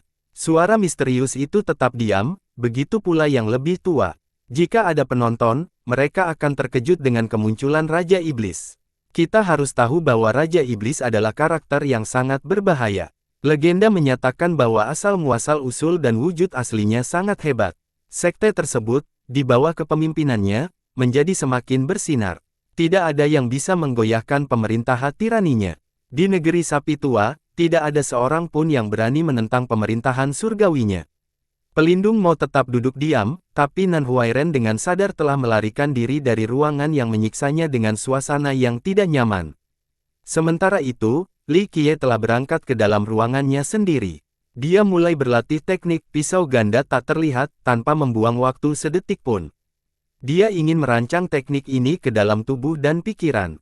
Selama bertahun-tahun, Li Qiye telah belajar bahwa memahami kebenaran termasyhur di balik suatu teknik adalah satu hal, tetapi mencapai puncaknya adalah hal lain. Sebenarnya memanfaatkannya adalah aspek lain. Bahkan seorang jenius yang tiada taranya dengan pengetahuan komprehensif tentang hukum jasa kaisar abadi tidak dapat melakukan hal tersebut tanpa tingkat latihan yang sangat menyiksa. Wosh, wosh, wosh. Kedua bila itu lepas dari tangan Li Qiye dan dengan anggun melayang di udara seperti sepasang sayap kupu-kupu. Mereka saling berpotongan beberapa kali sebelum akhirnya kembali ke tangan Li Qiye. Dia telah menanamkan gerakan khusus ini berkali-kali, tetapi masih terdapat kekurangan. Permainan pedang yang sempurna. Kakak pertama sangat rajin, aku merasa malu membandingkan diriku dengan usaha besarmu. Saat ini, Nan Huairen masuk ke kamar. Ada remaja lain di sana. Nan Huairen hanya bisa menghela nafas dengan penyesalan. Dia benar-benar menghormati upaya sungguh-sungguh Li Qiye. Sangat memalukan bahwa bakat bawaannya begitu mengecewakan. Untuk mencapai puncak, seseorang tidak boleh berhenti mengembangkan dirinya. Li Qiye menyarangkan pedangnya. Meski berkeringat dan lelah, postur dan ekspresi tetap tenang. Nan Huairen dengan penuh hormat tersenyum, saya akan mengingat kata-kata ini dan berusaha untuk meningkatkan diri saya juga. Dia kemudian memperkenalkan pemuda yang berdiri di sana, ini adalah kakak Zhang, teman baik saya. Nan Huairen memiliki bakat yang bagus, tapi dia tidak bisa dianggap jenius. Namun, dia berbeda dari Torsi. Kemampuannya bersosialisasi memungkinkan adanya jaringan yang luas, dia punya teman di mana-mana. Murid Zhang ini sangat mirip, namun di matanya, manusia fana seperti Li Qiye. Tidak layak dihormati. Dia menganggukkan kepalanya ke arah Li Qiye karena kondisinya dengan Nan Huairen. Baginya, teknik bela diri apapun yang dipraktikkan Li Qiye tidak ada artinya. Ini pertama kalinya kakak pertama mengunjungi gerbang 9 Sein Iblis, jadi bagaimana kalau kita berjalan-jalan agar kamu terbiasa dengan pemandangannya? Li Qiye tiba-tiba teringat suatu peristiwa, jadi dia tersenyum dan menjawab, tentu saja. Nan Huairen berbalik ke arah murid bernama Zhang, saudara Zhang, kali ini kami harus memaksamu. Saudara Nan, kamu terlalu pendiam. Murid Zhang tidak punya pilihan selain menganggukkan kepalanya. Meskipun dia tidak mau, dia tidak ingin merusak persahabatan mereka. Lagi pula, dia tidak punya keinginan untuk mengambil rute indah bersama Li, malam-malam. Gerbang 9 Sein Iblis adalah tuan rumahnya, jadi mereka harus mengajak Li Qiye berkeliling untuk mempromosikan hubungan mereka secara positif. Namun, karena mereka tidak menganggap Li Qiye layak, maka kesopanan dan peraturan dikesampingkan. Saat murid Zhang memimpin mereka berkeliling di lokasi, dia hanya berbicara dengan Nan Huairen dan memperlakukan Li Qiye seolah-olah dia tidak ada di sana. Kehadiran mereka menimbulkan banyak presentasi di antara para murid. Bukankah itu murid utama dari sekte lama itu? Dari kejauhan, seorang murid mengerutkan kening setelah melihat bahwa Li Qiye hanyalah manusia biasa. Murid lain dari sekte tersebut tertawa sinis, sekte kuno dupa pembersihan hanyalah sebuah institusi kelas 2. Bahkan jika manusia fana dapat menjadi murid utama mereka, posisi ini tidak dapat dianggap apa-apa selain tidak berharga. Seorang manusia ingin menikah dengan senior Li. Sumpit busuk menginginkan mangkuk emas, kenapa tidak bercermin untuk melihat betapa rendahnya dirimu? 1. Kalimat pertama adalah pepatah Cina, mirip dengan katak yang ingin makan daging angsa. Li Xuangyan adalah keturunan utama dari Nine Sein Demon Gate. Dia tidak hanya berbakat dalam bakatnya, dia juga sangat cantik. Bakat muda yang tak terhitung banyaknya di sekte menjadikannya sebagai keinginan rahasia mereka. Banyaknya orang jenius dari warisan lain yang berusaha membujuknya dapat membentuk garis dari satu negara ke negara lain. Dan satu kesamaan yang mereka miliki adalah keinginan untuk meludahi wajah Li Qiye karena dia begitu tak tahu malu. Murid Zhang bahkan lebih malu, dia bisa melihat permusuhan dari mata teman-temannya. Dia mulai berjalan lebih cepat untuk menjaga jarak dengan Li Qiye, akhirnya meninggalkannya. Namun, Li Qiye sepertinya tidak memedulikan tindakannya. Dia melanjutkan dengan langkahnya sendiri dengan tenang dan tanpa beban sambil menikmati pemandangan surgawi dari gerbang 9 Sein Iblis. Nan Huairen dengan sungguh-sungguh mengingatkan Li Qiye, saudara pertama, kamu harus berhati-hati.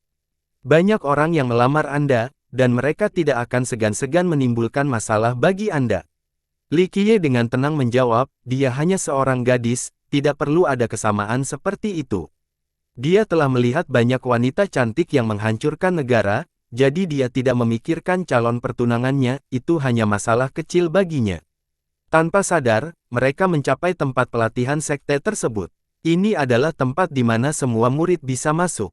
Begitu seseorang berada di dalam, mereka akan merasa sangat kecil dibandingkan dengan panggung pertempuran raksasa, mereka seperti semut di atas bukit besar. Panggung pertempuran terdiri dari batu meteor besar.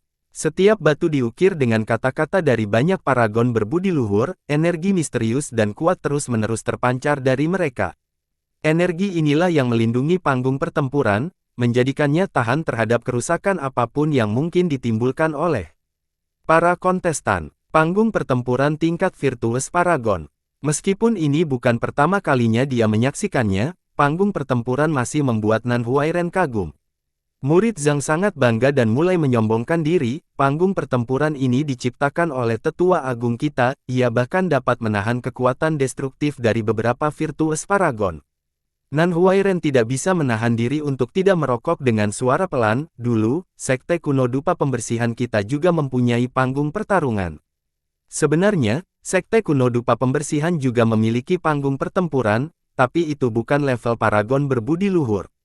Beberapa orang mengatakan bahwa ia hampir berada di level Kaisar Abadi, sehingga bisa bertahan dalam pertarungan antara Raja Surgawi dan Kaisar Abadi. Benda itu ditemukan oleh Kaisar Abadi Minren di kedalaman ruang yang tidak diketahui. Sayangnya, tidak ada yang tahu mengapa tahap pertempuran ini ditutup. Sejak saat itu, tidak ada yang bisa memasuki arena.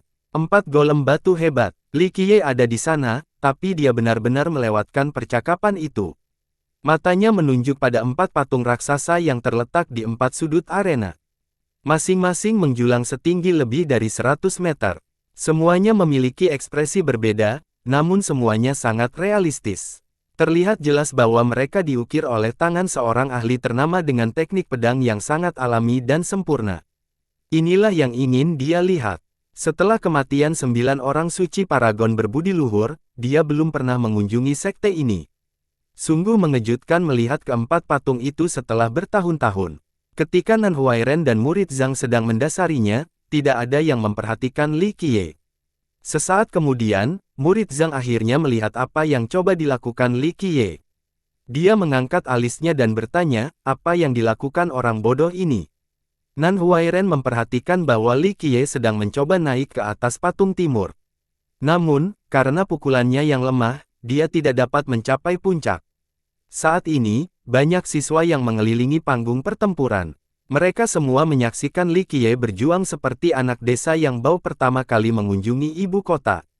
Tawa meledak dan cemoohan memenuhi arena. Nan Huairen malu hingga dia ingin menggali lubang dan bersembunyi di dalamnya selamanya. Dia tidak bisa melihat apa yang istimewa dari patung keempat ini yang mendorong Li Qiye untuk mengambil tindakan. Li Qiye memberi isyarat agar Nan Huairen datang. Nan Huairen tidak bisa mengatakan tidak kepada murid utama, terutama ketika orang tersebut dipilih oleh seluruh sekte. Dia dengan sedih berjalan ke arah Li Qiye di bawah tajamnya semua murid. Li Qiye dengan tenang memerintahkan, patung ini terlalu tinggi, bawa aku ke sana. Hah? Nan Huairen tercengang. Dia diam-diam bertanya apakah Li Qiye menjadi gila. Memanjat patung di depan banyak murid 9 Sein Demon Gate, ini adalah pencahayaan keras bagi wajah mereka. Apakah kamu akan mengajakku naik? Atau kamu ingin terus menonton pertunjukan monyetku? Li Qiye dengan acuh tak acuh seolah-olah berkomentar bahwa semua ini tidak ada ringkasannya dengan dia. Tanpa pilihan lain, Nan Huairen meraih Li Qiye dan melompat. Dalam satu gerakan, mereka sampai di puncak patung. Li Qiye duduk di bahu patung itu dan dengan santai menatap ke kejauhan, menikmati pemandangan di depan matanya. Nan Huairen tidak setebal Li Qiye. Ia segera melompat turun lalu menunggu di bawah patung. Dia berdiri di sana, menunggu, kalau-kalau terjadi sesuatu. Dia tidak bisa begitu saja meninggalkan sesama muridnya. Namun, murid Zhang tidak ingin berdiri di sana lebih lama lagi. Dia segera pergi tanpa memberi salam perpisahan. Apakah dia berpikir bahwa dia adalah orang penting, duduk di atas patung? Orang kampung ini terlalu kasar. Mengabaikan komentar yang dilontarkan para murid dari gerbang iblis 9 utusan, Li Qiye tetap duduk di bahu patung itu. Dia berbisik olah dia sedang berada di sana. Tindakan gila dan tidak masuk akal yang dilakukan Li Qiye membuat para penonton menonton kewarasan mereka. Ini benar-benar idiot tanpa rasa takut. Namun, tidak ada yang berusaha menghentikannya. Mereka merasa tidak pantas untuk mengganggu orang gila. Akhirnya, Li Qiye seperti bosan duduk. Dia sekali lagi mengulurkan tangannya untuk memberi isyarat kepada Nan Huairen. Seolah-olah sebuah batu besar telah terangkat dari bahunya, Nan Huairen sangat lega karena kegilaan ini telah berakhir saat dia menjatuhkan Li Qiye ke tanah. Kakak pertama, matahari telah terbenam. Bagaimana kalau kita kembali dan istirahat? Nan Huairen berdoa dengan sepenuh hati agar murid utama ini dapat menghindarkannya dari rasa malu yang lebih besar. Siapa yang tahu hal lain apa yang akan dia lakukan jika mereka melanjutkan tur? Menyajikan bagaimana Nan Huairen tampak seperti anak anjing mati, Li Qiye tertawa kecil dan menganggukkan kepalanya setuju. Ibumu. Seorang murid tidak dapat menahan diri untuk tidak berteriak setelah melihat seringai jahat Li Qiye. Sekte kuno dupa pembersihan adalah sekte kelas 3. Anda hanyalah seekor katak yang ingin makan daging angsa. Hah, seekor kura-kura hitam berani merayu senior kita. Melihat seseorang menantangnya secara langsung, Li Qiye perlahan berbalik dan berkata, "Raksa seniormu. Jangan terlalu memikirkan diri sendiri. Sekalipun bidadari surga atau peri yang saleh ingin menikah denganku, mereka harus berdoa agar aku diterima. Kalau seniormu, antreannya panjang sampai tiba pasangannya. Ibumu, kamu lelah hidup." Semua murid laki-laki meraung setelah mendengar kata-kata tak tahu malu Li Qiye. Tenang, tenang, setiap orang harus menghargai perdamaian dan perdamaian. Situasi saat ini membuat Nan Huairen merinding. Dia segera membawa Li Qiye dan pergi. Dia tidak bisa meninggalkan orang gila ini di luar lebih lama lagi. Setelah tiba dengan selamat di wisma mereka, Nan Huairen berteriak, "Saudara pertama, tolong. Ini bukanlah tempat di mana kita bisa mengatakan dan melakukan apapun yang kita inginkan. Ambil langkah mundur dan nikmati langit tinggi dan laut dalam. Harap kendalikan diri Anda." Menahan. Li Qiye dengan acuh tak acuh menyatakan, "Seorang jenderal akan menghentikan pasukan yang datang, bendungan akan menghalangi arus yang masuk." 1. Ini adalah pepatah Tiongkok lainnya. Ini memberitahu seseorang untuk tidak khawatir, hampir seperti kesera-sera. Kedengarannya sangat bagus dalam bahasa Mandarin karena hanya terdiri dari 8 kata, 4 untuk setiap prosa dengan struktur nada yang sama. Nan Huairen membeku. Merawat seseorang seperti Li Qiye sama saja dengan mencari masalah untuk dirinya sendiri. Dia benar-benar menyesal mengambil misi pergi ke gerbang 9 Sein Iblis. Setelah kejadian di panggung pertarungan, banyak murid Nine Sein Demon Gate yang marah. Du Yuanguang adalah salah satu dari mereka yang benar-benar ingin membunuh Li Qiye. Dia adalah murid luar, tetapi bakat bawaannya berada di atas rata-rata, sehingga banyak yang menyebutnya sebagai jenius kecil. Dia baru bergabung dengan sekte tersebut selama 5 tahun, tetapi dia telah mencapai tahap puncak istana sementara.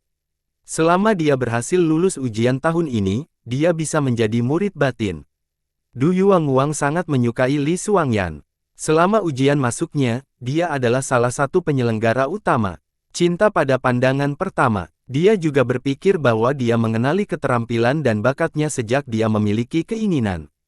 Dia sangat percaya diri dengan kemampuannya dan berharap dia menjadi partner daunnya, sehingga keberadaan Li Qiye secara alami menjadi duri di matanya.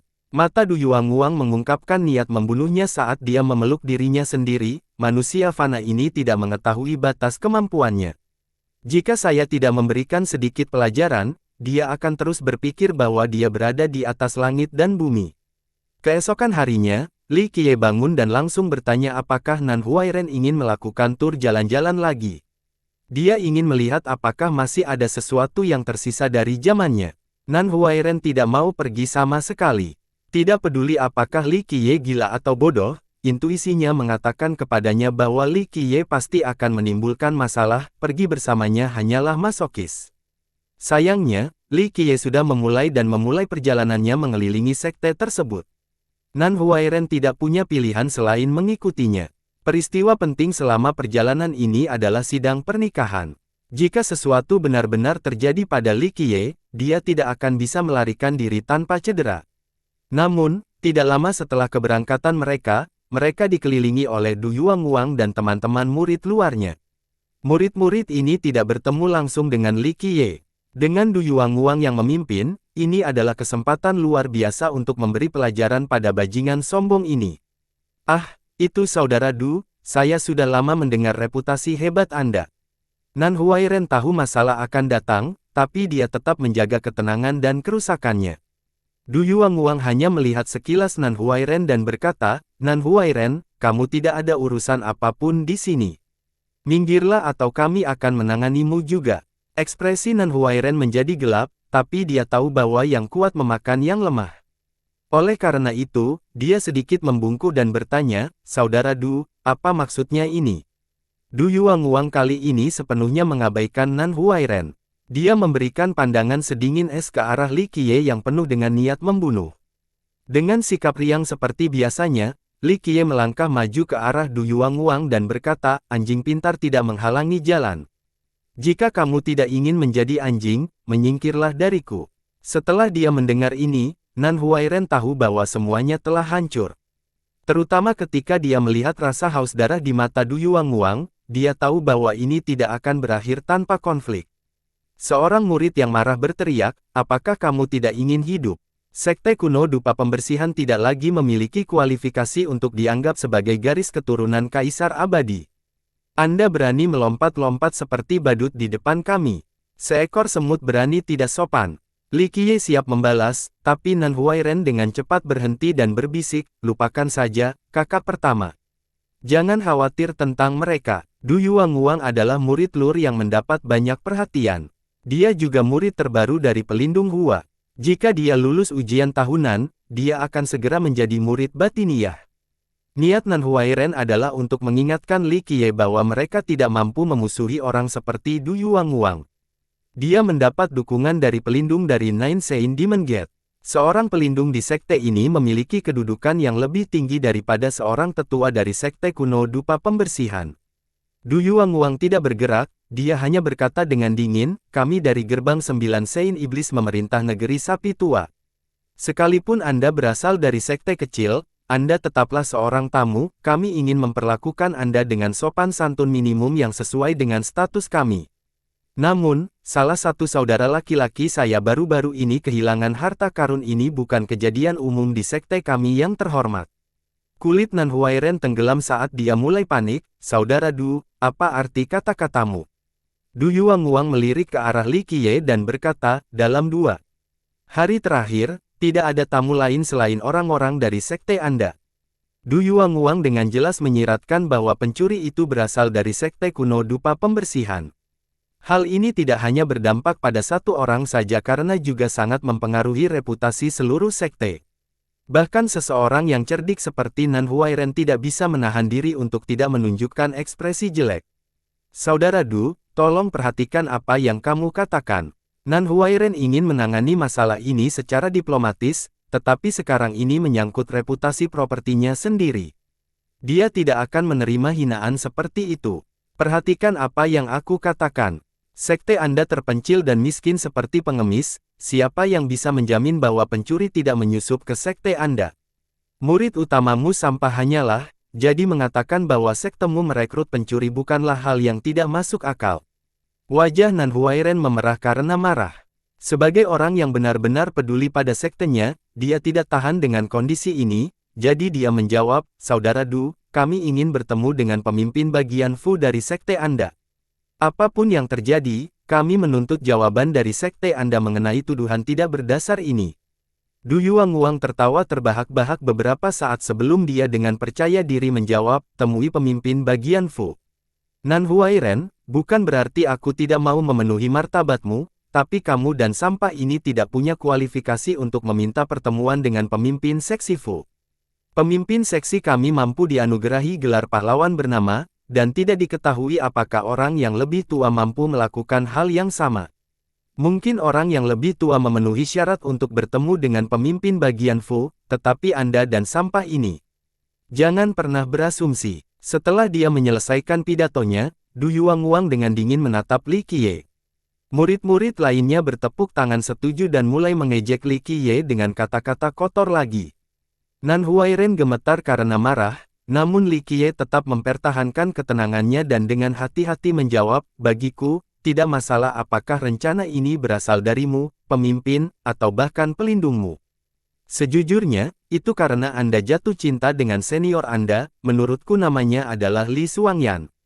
Meskipun aku belum pernah melihatnya sebelumnya, kamu terlalu picik. Pertunangan keturunan utama Anda, Li Xuangyan, hanyalah urusan sepihak. Karena saya menghormati status sekte Anda saat ini, saya akan mempertimbangkan untuk menjadikannya sebagai pembantu." Dan untukmu, Li Qiye melanjutkan, kamu terlalu naif. Jika Dewi Anda memiliki bakat seperti itu, dia tidak akan memandang Anda. Aku sudah tidak peduli, jadi mengapa kamu mencoba bersaing denganku untuk mendapatkan dia seperti orang bodoh? Minggir, kamu harus mencari tempat yang teduh dan menyegarkan untuk mendinginkan kepalamu yang panas. Kamu bajingan, jika kamu sangat ingin mati, dengan senang hati aku akan menunjukkan kematianmu. Du Yuanguang, yang marah dengan kata-kata itu, memanggil doktrin dan juga auranya. Du Yuanguang, jika kamu ingin bertarung, aku tidak akan menutup mata. Setelah menyaksikan keberanian Li Qiye, Nan Huairen, yang sedang terbakar amarah, merasa jauh lebih baik. Namun, dia tahu bahwa Li Qiye belum pernah berada di dekatnya, jadi dia segera berjaga di depannya. Baiklah, aku akan menjagamu dulu, lalu aku akan membunuh si kecil itu. Kemarahan yang membara terpancar dari mata Du Yuanguang. Baginya, Li Xuangyan adalah dewi yang tak tersentuh, namun Li Qiye berani menghinanya. Li Qiye perlahan mendorong Nan Huairen ke belakang dan dengan tenang berkata, Huairen, jika seseorang ingin mengambil nyawaku, akulah yang akan menghabisinya. Anda harus mundur dan menonton.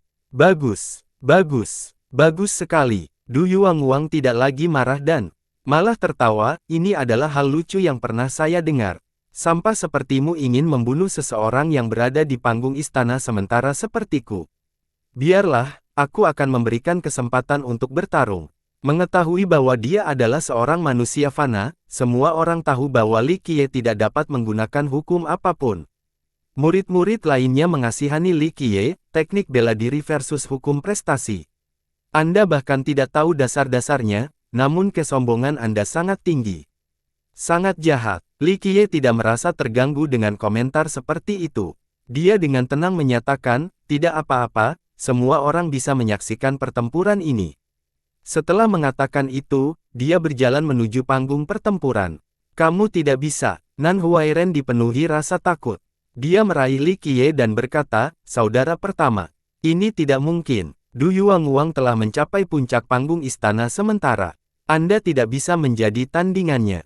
Tidak apa-apa, dia hanya ada di istana sementara dan bukan bangsawan kerajaan. Dan bahkan jika seorang bangsawan kerajaan dari gerbang 9 Sein Iblis berani macam-macam denganku, aku akan mencincangnya menjadi potongan-potongan kecil tergantung pada suasana hatiku. Li Qiye memindahkan ringan lalu mendorong Nan Huairen menjauh. Kepala Nan Huairen mulai sakit. Pikiran pertama adalah saudara laki-lakinya yang pertama sudah pikun. Li Qiye baru bergabung dengan sekte ini selama beberapa hari dan belum mulai melakukan spekulasi teknik budidaya paling dasar sekalipun. Dia hanya memiliki akses ke teknik bela diri, Invisible Dual Blades. Seseorang yang hanya berlatih seni bela diri tidak dapat melawan seorang ahli. Membandingkan teknik bela diri dengan hukum yang pantas sama dengan membandingkan langit dan bumi. Belum lagi, Du Yuanguang juga ahli di panggung istana sementara.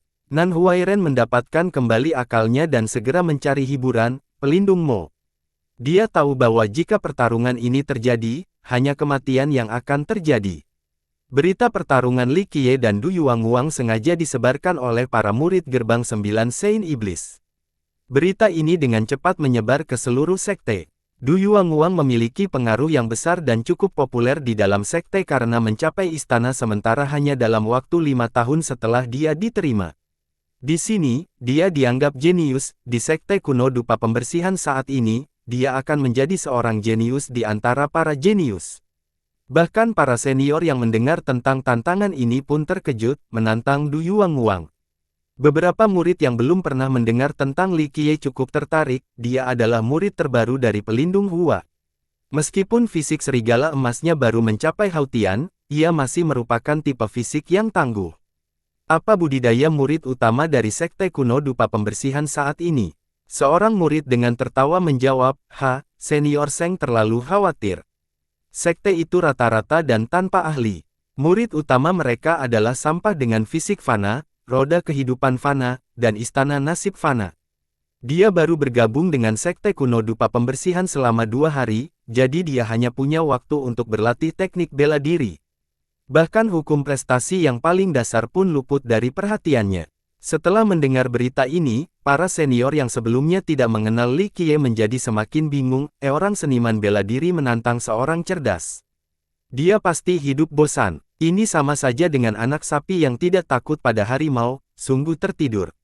1. Pepatah lain, artinya seseorang terlalu naif untuk mengenali bahaya.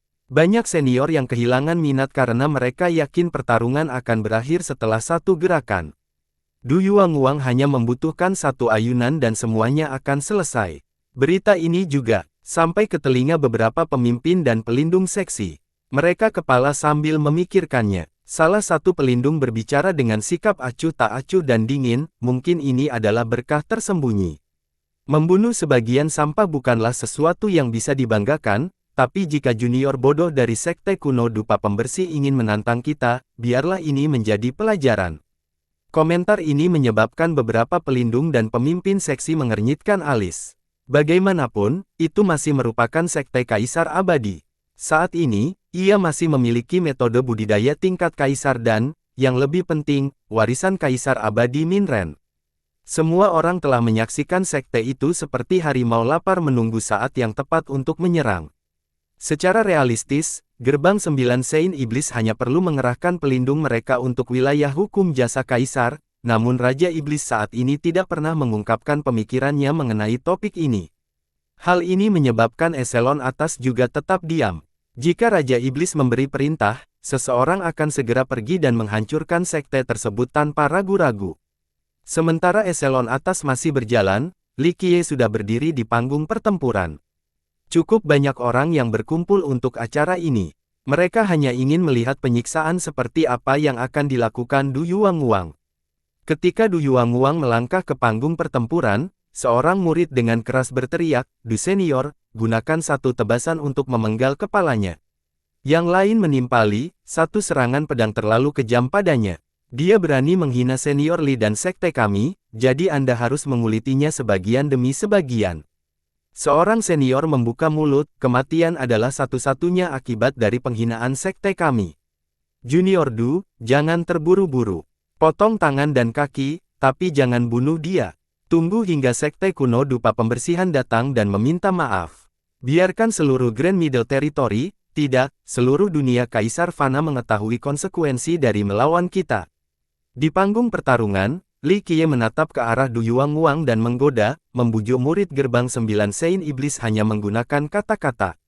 Kalian memang ahli dalam menggunakan mulut. Hewan bodoh, aku hanya perlu satu serangan pedang untuk melepaskan kepalamu dari tubuhmu. Du Yuanguang mengangkat dagunya, jelas-jelas meremehkan lawannya. Li Qiye dengan santai menjawab, jika kamu ingin bertarung, maka bertarunglah. Berhentilah membuang banyak waktu. Tangan kirinya mencengkeram belati dengan erat. Dia mengangkatnya secara horizontal dan menunjuk ke arah Du Yuanguang lalu menyatakan, lakukan gerakanmu. Mati. Marah dengan sikap Li Qiye yang tak kenal takut, Du Yuanguang mulai bergerak. Serangan pedang yang terasa seperti bisa menghancurkan ruang di sekitarnya terjadi, itu secepat kilat. Serangan tajam disertai kemarahan Du Yuanguang yang tak terbatas menerkam hati Li Qiye. Li Qiye tidak mundur memilih kata pun. Sebaliknya, dia malah bergerak maju. Dengan setiap langkah yang diambilnya, pedang di tangan kirinya menari seperti ular surgawi dan dengan cepat menangkis teknik pedang Du Yuanguang. Suara bergema tajam di arena, menandakan bahwa daging telah dipotong. Meskipun pedang Du Yuanguang tidak menembus jantung Li Qiye, namun pedang itu menembus bahu kirinya. Serangga, Du Yuanguang memutar. Namun, beberapa saat kemudian ketika pedang masih tertancap di bahu kiri Li Qiye, tangan kanan lawannya mulai bergerak. Dalam sekejap mata, bahkan Du Yuanguang tidak melihat pergerakan pedang Li Qiye. Bagus. Bilahnya terlalu cepat, mereka memunculkan kebenaran misterius yang tidak dapat dibandingkan dengan apapun. Tidak ada yang melihat lintasan bilahnya. Para murid gerbang 9 Sein Iblis menampilkan dengan keras ketika mereka melihat pedang Du Yuanguang terhubung. Namun, detik itu juga ketika pedang itu bertemu dengan bahu kiri Li Qiye, Nan Huairen dan pelindung Mo tiba. Pelindung Mo melihat pedang itu tersambung dan berteriak, tolong turunkan pedangmu dan lepaskan dia. Sesaat kemudian, darah mulai menetes dari tenggorokan Du Yuanguang. Tiba-tiba, darah muncrat saat tubuh Du Yuanguang perlahan jatuh ke tanah. Li Qiye tanpa ampun melemparkan kedua pedangnya menggunakan teknik pisau ganda tak terlihat. Plop, celaka. Tubuh Du Yuanguang ditebas oleh kedua pedang-pedang tersebut saat keduanya secara ajaib berpotongan satu sama lain, membagi tubuhnya menjadi 5 bagian sebelum menyentuh tanah. Darah memenuhi arena. Mata Du Yuanguang memancarkan tanda kebingungan dan penyesalan. Dia tidak mengerti bagaimana dia bisa terjatuh. Bagaimana dia bisa mengetahui bahwa teknik Li Qiye diasah oleh Kaisar Abadi Min Ren sendiri. Meski tidak bisa dibandingkan dengan hukum prestasi tingkat Kaisar, teknik bela diri yang dipertajam oleh Kaisar Abadi tidak bisa diremehkan. Yang lebih menakutkan lagi adalah bagaimana Li Qiye memahami kebenaran misterius dari teknik ini. Bahkan sejak zaman kuno itu, hanya Kaisar dan Li Qiye yang sepenuhnya memahami prinsip di balik teknik ini. Pada level ini, teknik tersebut bahkan bisa membunuh seorang bangsawan kerajaan. Du Yuanguang memasuki pertandingan sambil meremehkan lawannya, jadi dia tidak mempertahankan pertahanan apapun. Tidak mungkin dia bisa menghindari serangan tiada taranya. Li Qiye menukar bahu kirinya untuk melakukan gerakan ini. Saat ini, seluruh panggung pertempuran benar-benar sunyi. Tawa dan cemoohan menghilang. Rupanya waktu itu sendiri membeku. Rahang Nan Huairen terjatuh ke lantai. Dia mengangkutnya ke sini untuk menyelamatkan Li Qiye. Bahkan dalam mimpinya yang terliar pun, dia tidak menyangka Li Qiye hanya membutuhkan satu tebasan untuk mencabik-cabik lawannya. Li Qiye perlahan-lahan melepaskan pedang ajaib dari bahunya. Suara pedang yang menggores tulangnya memekik pelan, tapi Li Qiye tidak menunjukkan tanda-tanda kesakitan. Bagaimanapun, dia pernah mengalami hal yang jauh lebih buruk di masa lalu. Dia membuang pedangnya lalu melangkah keluar ring. Dia kemudian melihat sekilas ke arah kerumunan dan, dengan ekspresi sedih dan penuh penyesalan, memohon, sepertinya teknik pedangku masih melewatkan sesuatu. Saya harus bertukar pukulan dan melukai diri saya sendiri. Petik 2. Mengingat apa yang baru saja terjadi, rahang Nan Huairen masih menempel di lantai. Tidak masalah jika ia mengalami dislokasi setelah sekian lama. Satu pedang untuk membunuh seorang penembak dan dia berpura-pura sedih. Orang ini tidak tahu malu. Sedangkan murid 9 Sein Demon Gate, jiwa mereka belum kembali ke tubuh mereka. Du Yuanguang adalah seorang jenius di antara teman-temannya, tapi dia langsung dimutilasi oleh lawannya. Pelindung Mo adalah orang pertama yang kembali tenang. Dia segera menutupi luka Li Qiye untuk menghentikan aliran darah dan dengan serius berkata, "Pergilah, sekarang." Dia menggendong Li Qiye dan meninggalkan arena bersama Nan Huairen tepat di belakang mereka. Setelah Li Qiye tenang, pelindung Mo hanya duduk di sana tanpa tujuan. Saat ini, dia tidak punya waktu untuk memikirkan bagaimana Li Qiye membunuh Du Yuanguang. Dia sangat terpukul karena dia tahu konsekuensi dari membunuh seorang murid dari gerbang 9 iblis-iblis.